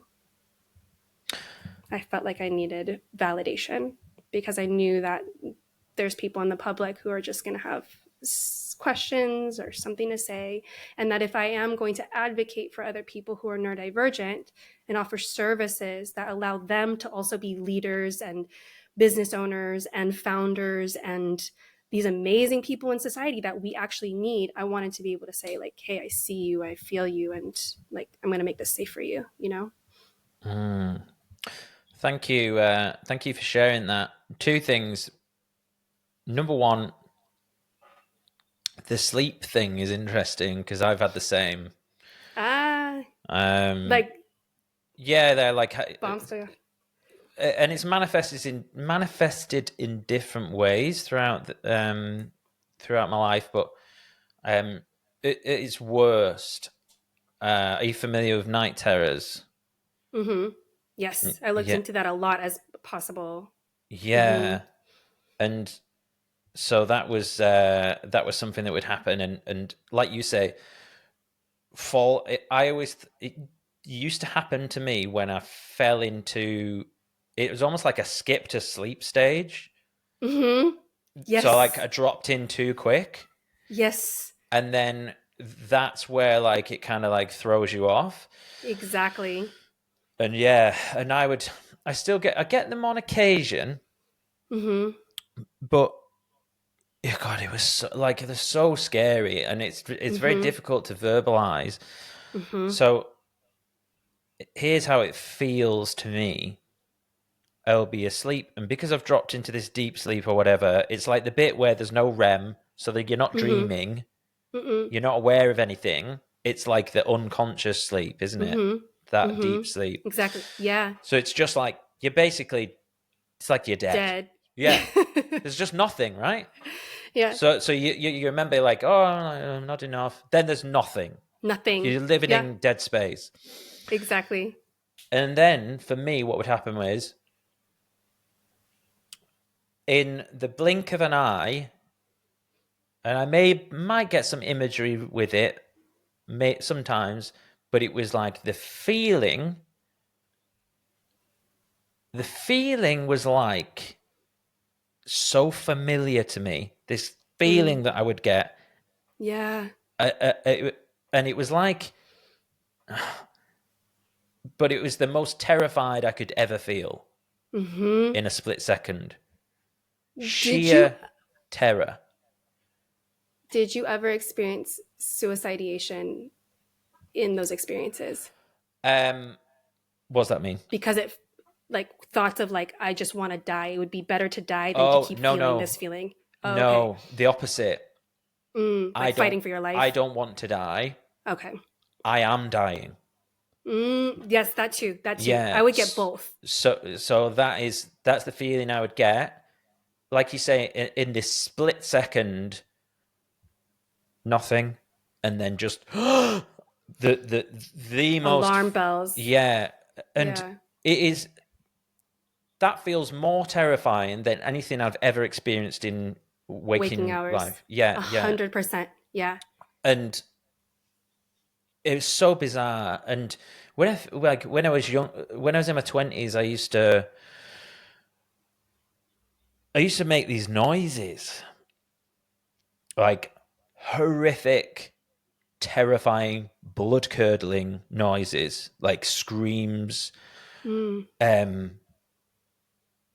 Like one time, like one of my girlfriends said to me, I was like, it was like a fucking dying pig, like this Mm. noise that came out of my mouth. And actually, weirdly enough, I was experiencing them quite a lot while I was traveling. And I got one of these apps that records your verbalizations while you're sleeping. So Mm-hmm. it I've has heard like a of them. noise gate, and then it opens up Okay. and records every time you make a Yeah. sound. And funnily enough, I started doing it when I was in Taiwan. Ah, okay. And because it used to be so embarrassing, because I'd be sleeping in like hostels and stuff, and people are like, anyone hear that guy Why? like screaming the house down last night? I'm like, yeah, Yeah, it was me. yeah, yeah. And like, I remember hearing these noises. I listened back to them. It didn't sound like me. It was like, Yeah. Otherworldly. who is that? Yeah. Like these noise, like, Wow. and even just like little like speaking noisy, like saying stuff. It was weird. But I guess maybe that's to do with like that. The body's like paralyzed, isn't it? So a lot of your muscles Mm-hmm. don't work the same. Mm-hmm. Mm. Where am I going with this? But yeah, but then sometimes it would like manifest itself in like really physical. So the split second feeling would also Mm-hmm. come with like, let's say like maybe I'm lying on my front and I'm sleeping, and it's like I'm on a roof, and the slates are all just falling off, and I'm falling Yes. through. I felt that. Yeah, Yeah, yeah, but it's like really yeah. physical. And Mm-hmm. like this one particular time, I'm like physically trying to get off the roof because it's like falling through, and I'm on my front, Mm. and I literally launched myself backwards across the room, and like threw myself into like the radiator in the corner. Yeah. I just Yeah, yeah, woke yeah. up like, what the Yeah. fuck? Yeah. So did you So have that like falling, those? yeah, I get that as well. The falling feeling for sure. And it's not from a dream. Like you don't have any images, right? You just feel Yeah, the it's not a fall. Yeah, yeah. dream. It's It's a just like a, huge drop. yeah, If anyone's ever been on like Tower of Terror in Disneyland where it just like goes up yeah, and then drops, that's what it feels like. And you wake up in that like G-force of like just your body being slammed down. But it's not a dream. Like, yeah, I'm glad you know the yeah. experience because It's a a lot of people around me, feeling. it's a physical, visceral feeling. And you wake up inside of that feeling and the only truth in your mind is that you're dying. You're Yeah, 100% yeah. dying It's in that just moment. death. It's just It's death. death. It feels very familiar. It's very strange. It feels Yeah. extremely familiar, Yeah. but like it's like an old friend, but like the devil. Oh, it's horrible. And Yeah. another time, I woke up. I was, and then I had the split second dream. So the split second dream was me like I was in like this box, and I'm trying to like get out. I'm like, you imagine like crabs in buckets. It was kind of like Mm. that. And I'm in the corner of this thing, and I'm like looking up, and then all of a sudden, hold on a minute. I'm like, what the fuck am I doing? And I'm Mm. like, it's pitch black. I can't see anything. I'm like, am I awake? And then I realized, because I was so good at doing blackout curtains and everything, but I managed to climb up on my bedside table Ah. furniture, and I'm in the corner of the room, stood up, Ah. reaching up. And then I But that was realized as a dream? Like it you was a got dream, yourself but there then it and turned into real life. dude, that's where you were. And Ah, then I'm okay. like, oh, like, hang on, this is a wall. I can't see Ah. anything. I'm like feeling, and I Ah. have to like find my way over to the light switch, but it's so disorientating and so Super strange. disoriented. Yeah. And then just Yeah. I, recently, chest pains is the one you were saying that. Yeah, I've had chest pain. You feel like you're having a heart attack, or like you just, there's Yeah, yeah, no way you can breathe again. Like your body forgot how to breathe, or it never knew how to breathe. yeah. It's And like you're you're just like, like, it's like you're being no, this is it. revived. You kind of like, Yeah. you just stop breathing. You're, oh, It would get oh, to the point where, like, to talk to your familiarity, where in my, like, there was almost like a third person version of the story as well. Like there's the version of you that's trapped in your body that has no control over what's happening. And then there's a little voice in your head that goes, here we go again. And that's the yeah. part where I would be like, Oh my I'd be God. like, that's where I'd be like, Yeah. I feel like I should just die so I don't experience this again, because it feels just as horrible every single time. And that, like, there's a lot of things where it's like, okay, you go to the dentist, it's bad, but like you get used to it, you start Hmm. going, you're like, it's gonna suck, Hmm. but I can manage, right? But something about those nighttime experiences, every single time, no matter how bad it gets, it's just as unbearable as the time before. And then it's almost worse because that other like little voice is going like, not again. Like Yeah. I would rather just die than to keep experiencing this in my life because it's so terrible. I think actually, having said that, thank you for sharing it. Mm. I'll get fed up with the feeling. I'll get that Mm-hmm. fed up with it. Let's say it's the chest pains, because usually Mm. it'll start like, oh God, why am I getting chest pains? Am I going to die? Go Mm. back to sleep. Oh God, why am I getting chest pain? Oh, and then what would happen is I'll get fed up with it, and I go, well, just kill me then. Yes, that's what I was asking if Yeah, that's it's kind of like, yes. okay, if you're gonna do it, That's the sentence. yeah, just kill me. Just like throw up your hands like Yeah, that's the feeling. that's It's the just total sentence. surrender. And it's Yeah. like, because I know I'm not going to go to the, I'm not going to call 999 or 911, whatever it is. Yeah, yeah, I'm yeah. not going to go to the emergency room. So just kill me. Like, if you're going to do it, so weird. Yes. Yeah. And So I have a question then. go on. Would you experience the sleeplessness for the rest of the night after one of these episodes? Or could you Um, fall back asleep? Depends how severe it was, but usually I can get back to sleep. Okay. Would yours be in like the first hour, by the way, I presume? Yes. Yeah, yeah. It's always the first hour. Yes.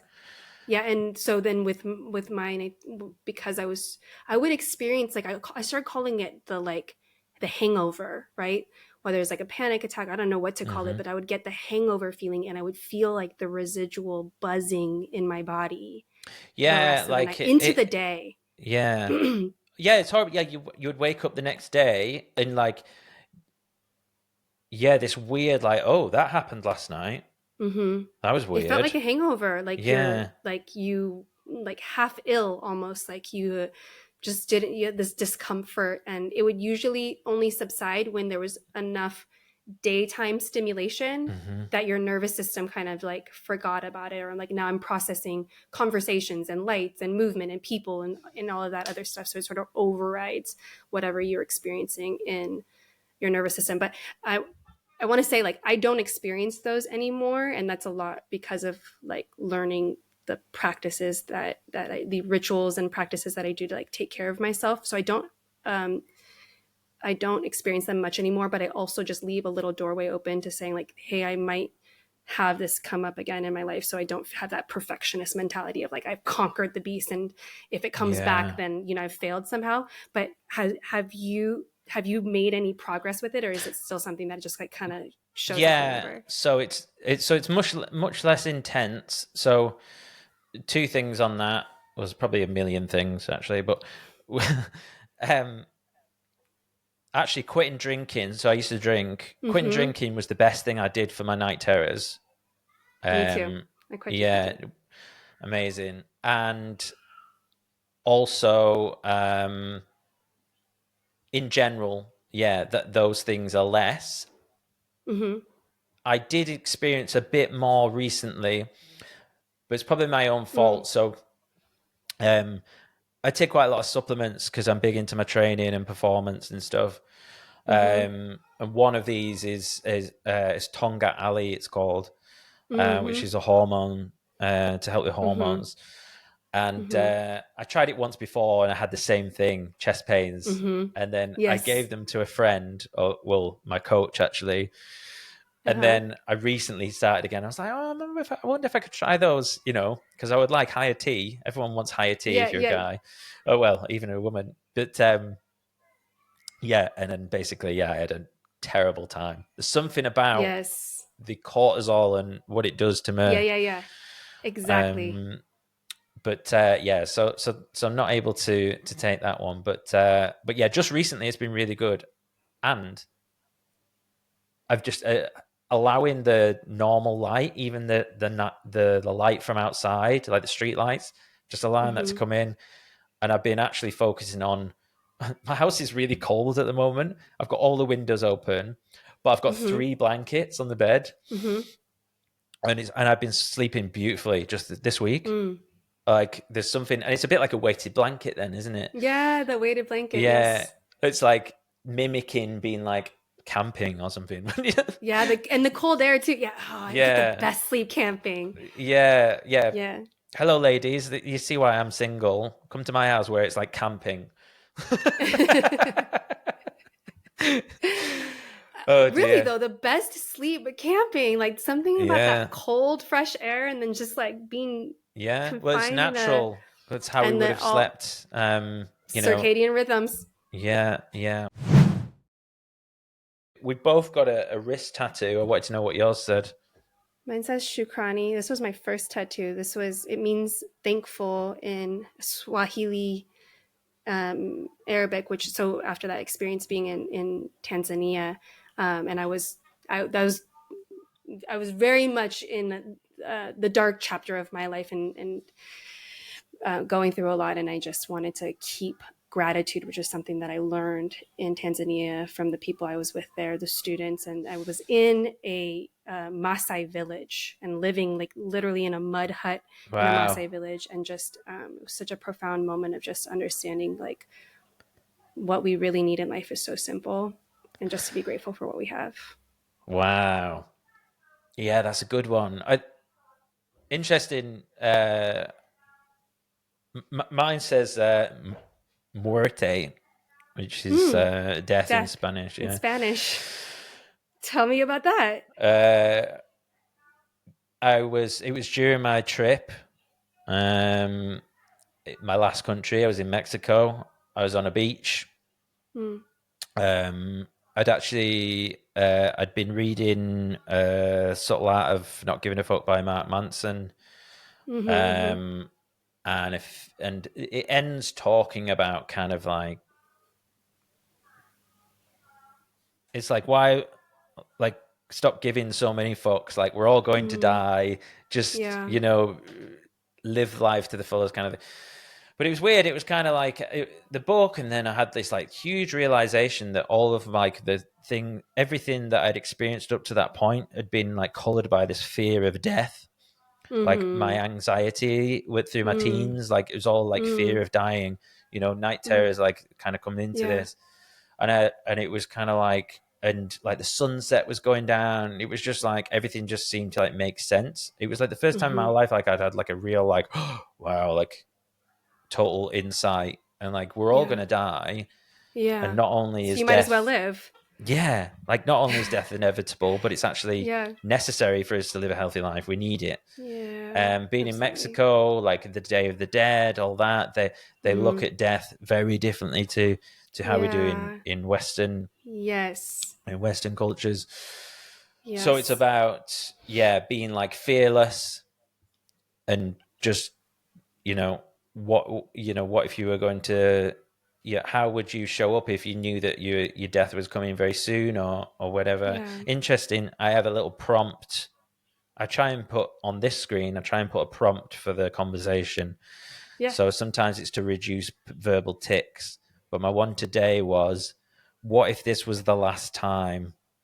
Ah. So my intention was, what if this was the last podcast I ever do? Mm. How could I show up, with Mm. just being me and not Yeah. being afraid?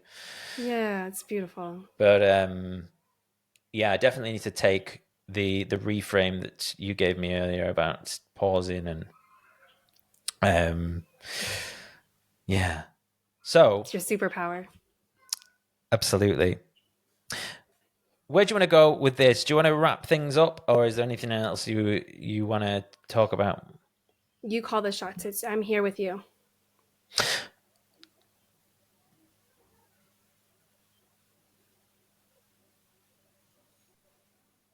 Okay, so this is actually we were talking about this off air a little bit, and we were talking about oversharing. Mm-hmm. And I, at the time, like this was a few weeks ago now, and I suppose I do struggle with this a little bit. Mm. Like, you've obviously picked up from me, like I'm big on trying to be authentic. I don't hide Yes. anything. Mm-hmm. But I do have like this fear in me sometimes. Maybe when I'm not full of 3 cups of coffee, and maybe when I'm feeling a bit more tired and a little bit kind of like I need shelter, Mm-hmm. then I can go, oh, what am I doing? What am I doing sharing this Mm. story? What am I doing telling like the world about Mm-hmm. all my hang-ups and all, like what if I get a girlfriend and a wife, and then what if they'll look back on these Mm. conversations like, oh, that thing you said or whatever. Mm. So trying to be like protecting myself so I'm Mm-hmm. not oversharing, Mm. but I want to be authentic. I don't know, maybe Mm-hmm. it's just the trade-off, because when you don't have like a qualification like me, guess what? I become the product. I feel you. Actually, I'm thinking of the last clip I posted from my podcast. It's just a highlight on my page. Charlotte talks about this storyteller's paradox so much, and she like did it so beautifully. So check it out. But um, everyone feels what you feel. Like vulnerability feels dangerous. Like I said again, like in our nervous system, like we can't sort out what if a danger is a predator coming to eat us, or we're just oversharing and someone's going to judge us. It feels the same inside of our nervous system, like life and death, right? um, so there is this paradox of like, if I share this, am I going to get judged and isolated and ostracized? And that fear is real, because I would say all of us have experienced that at some point. And so this is why like storytelling requires learning. It's an art form. It requires frameworks. And I think one of the most problematic things that I'm seeing, I'm very new to the business industry. I've been a public servant for 12 years, and in academia and in community work and activism. So coming into business, which is something I never thought I would do, because I was never money motivated or anything like that. But showing up here now, and I'm seeing like everywhere I turn, there's marketers telling people, you have to use your story to sell. Like storytelling is everywhere in marketing and sales, and it's all after a bottom line. And maybe people give you formulas for like how to hook your audience and how to take them through an experience so that they want to buy from you. But what I've seen from everything out there is that no one's thinking about the safety of the person telling the story, or the actual benefit of the audience, the impact of the audience. Very much like they're throwing impact out there like a buzzword, right? But who out there is actually creating frameworks of safety to say, if you are going to share your story, you're going to go through experiences with vulnerability. And vulnerability, especially if you have difference or trauma or triggers, or if you're just human and you haven't been taught how to like navigate that vulnerability, it can feel dangerous enough to where you never want to do it, or you just feel icky. And then it's almost like the people who do it in business without the frameworks, they just like numb themselves to, I keep seeing it all over Instagram, like got a vulnerability hangover, and then they just like make a joke of it or numb themselves to it. So I say all that to say, thank you for sharing about your fears of oversharing and vulnerability, your experience with vulnerability. I think it's universal. And I think that you never stop feeling vulnerable. Like I give a lot of gratitude to those feelings of vulnerability. I literally thank my nervous system, like, hey, thanks for trying to save my life. But I got this. And the reason I got this is because I did my preparation, or I can ground into my frameworks. I have a framework of sacred storytelling, again, that I've learned through indigenous paradigms and narrative research. So I know that I am not entitled, no one is entitled to my story, right? I get to choose which stories I tell, when is the right time, who is the right audience, what is the right message and purpose. And because I have that much choice over my stories, I can feel like really confident about how I'm telling my story, and I can navigate that vulnerability with a calm nervous system. That's just the goal. Is I might be feeling vulnerable, but I'm gonna be able to do it with a calm nervous system, so I'm not reliving trauma and triggers that are harmful to us. Mm. Yeah, and I suppose, thank you. I suppose what I'm thinking as well is,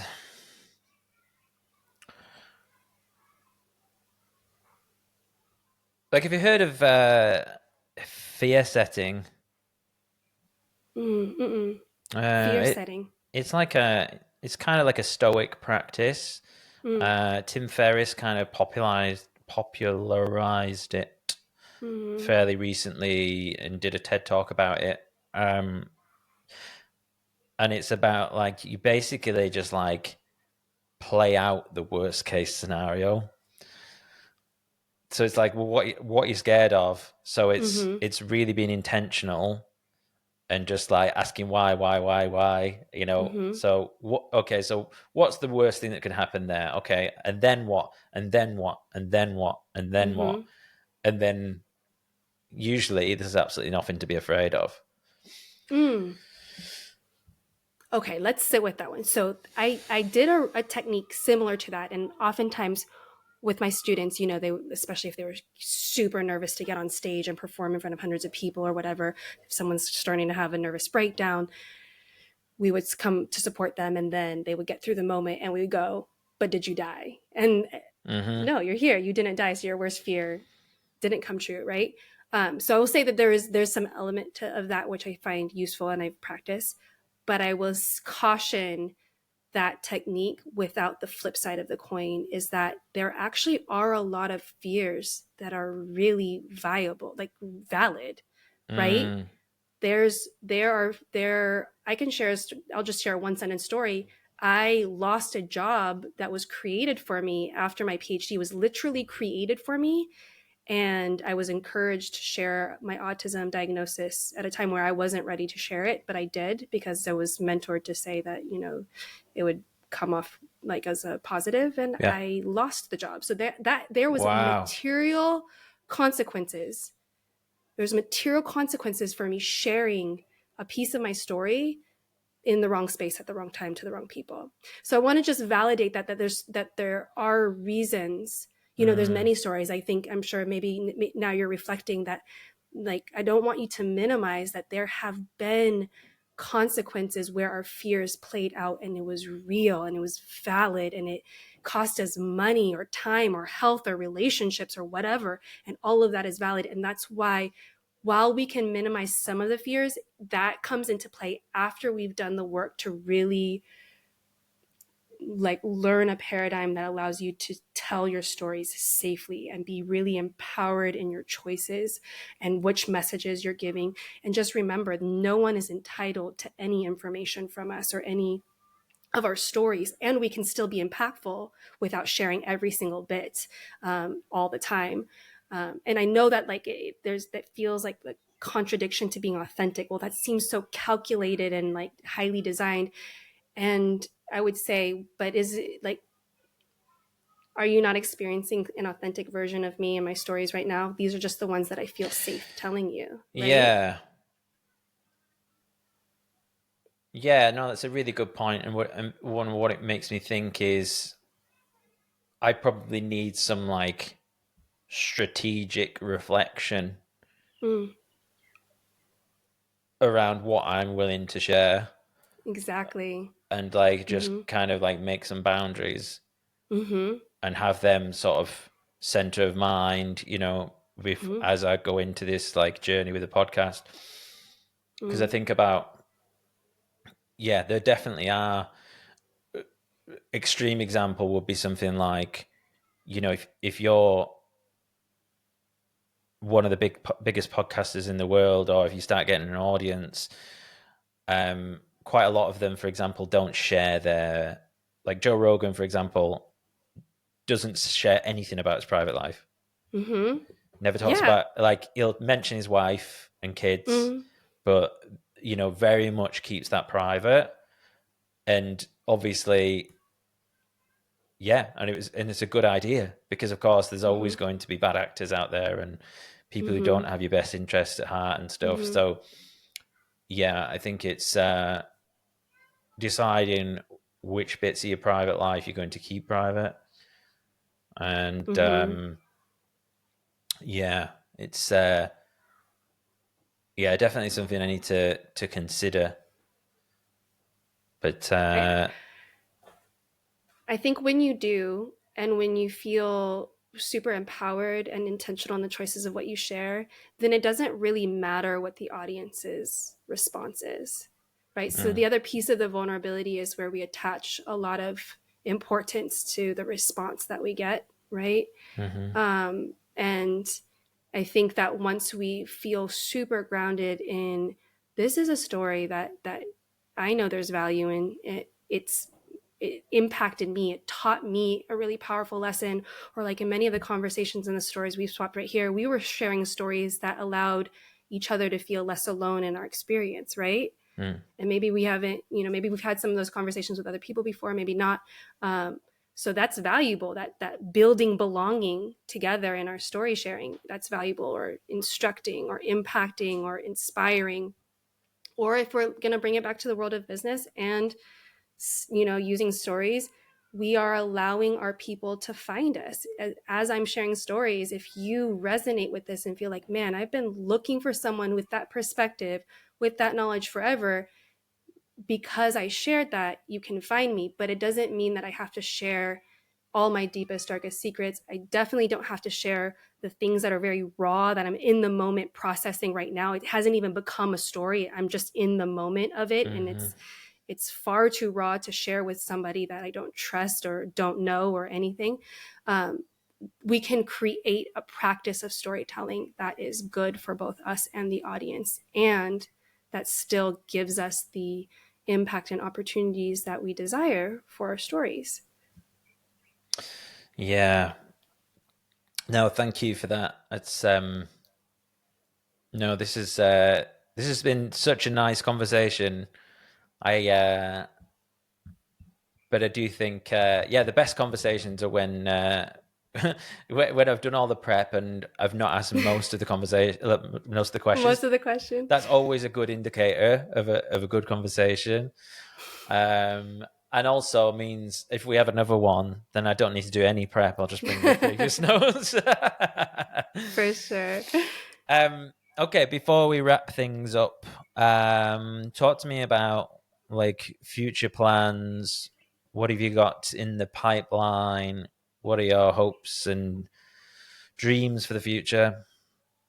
Hopes and dreams. To my time in Taiwan will conclude when we move back to my husband's homeland in Hawaii, and we will purchase land to build a farm. And on that farm, we will create a community center, a studio. It will be an expansion of the online business I'm building right now, where we are going to offer just education and courses to everybody to get like real skills into people's lives, and allow people to be more creative and to really help people who are creating their own businesses, like mission-driven businesses, service-based businesses, to show up in their communities and shift things for the better in the worlds that they exist in. So that's the big dream that's happening. For sure, I'll be living in Taiwan for at least another year.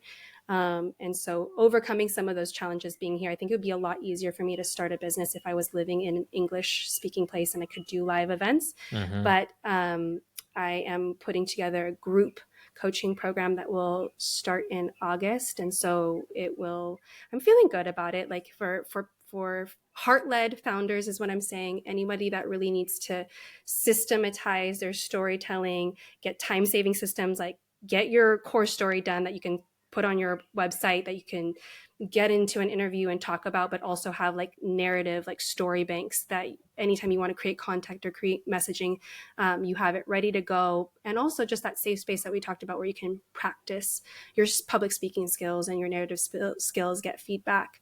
So just a nice cozy container in that form for my first run at group coaching online over here in Taiwan. So cool. And where should people go to check out your stuff? Yeah, everything's Dr. Joey Liu. So drjoeyliu.com. Instagram is at dr.joey.liu. So you can find me with my name. I think there's a couple other Dr. Joey Liu's that pop up. So if you see like a full Asian man, that's obviously not me. Yeah. Yeah, it was tricky. There's a lot, and a lot of them are based in Taiwan as well. So wow. You'll have to scroll a little bit to find me, I think. Yeah, well, I like I said when we first got talking, you're my second Dr. Joey, so yeah, I know. We'll my Dr. Joey Weber was first one on the podcast, and then I actually recorded with him again a few weeks ago. So yeah, he's amazing as well. So I feel very grateful to have two Dr. Joeys within my network. And yeah, thank you for this. I look forward to staying in touch. For sure. Yeah. And then following your journey, and yeah, I look forward to speaking to you again soon. Thank you for this amazing conversation, the space that you held, and your willingness to go down those pathways with me, those courageous conversations. And I look forward to also following your journey and doing that pilgrimage to Ireland, maybe. Yeah. Fuck yeah. All right. Alrighty. Have a wonderful evening. Thank you. Bye-bye. Bye.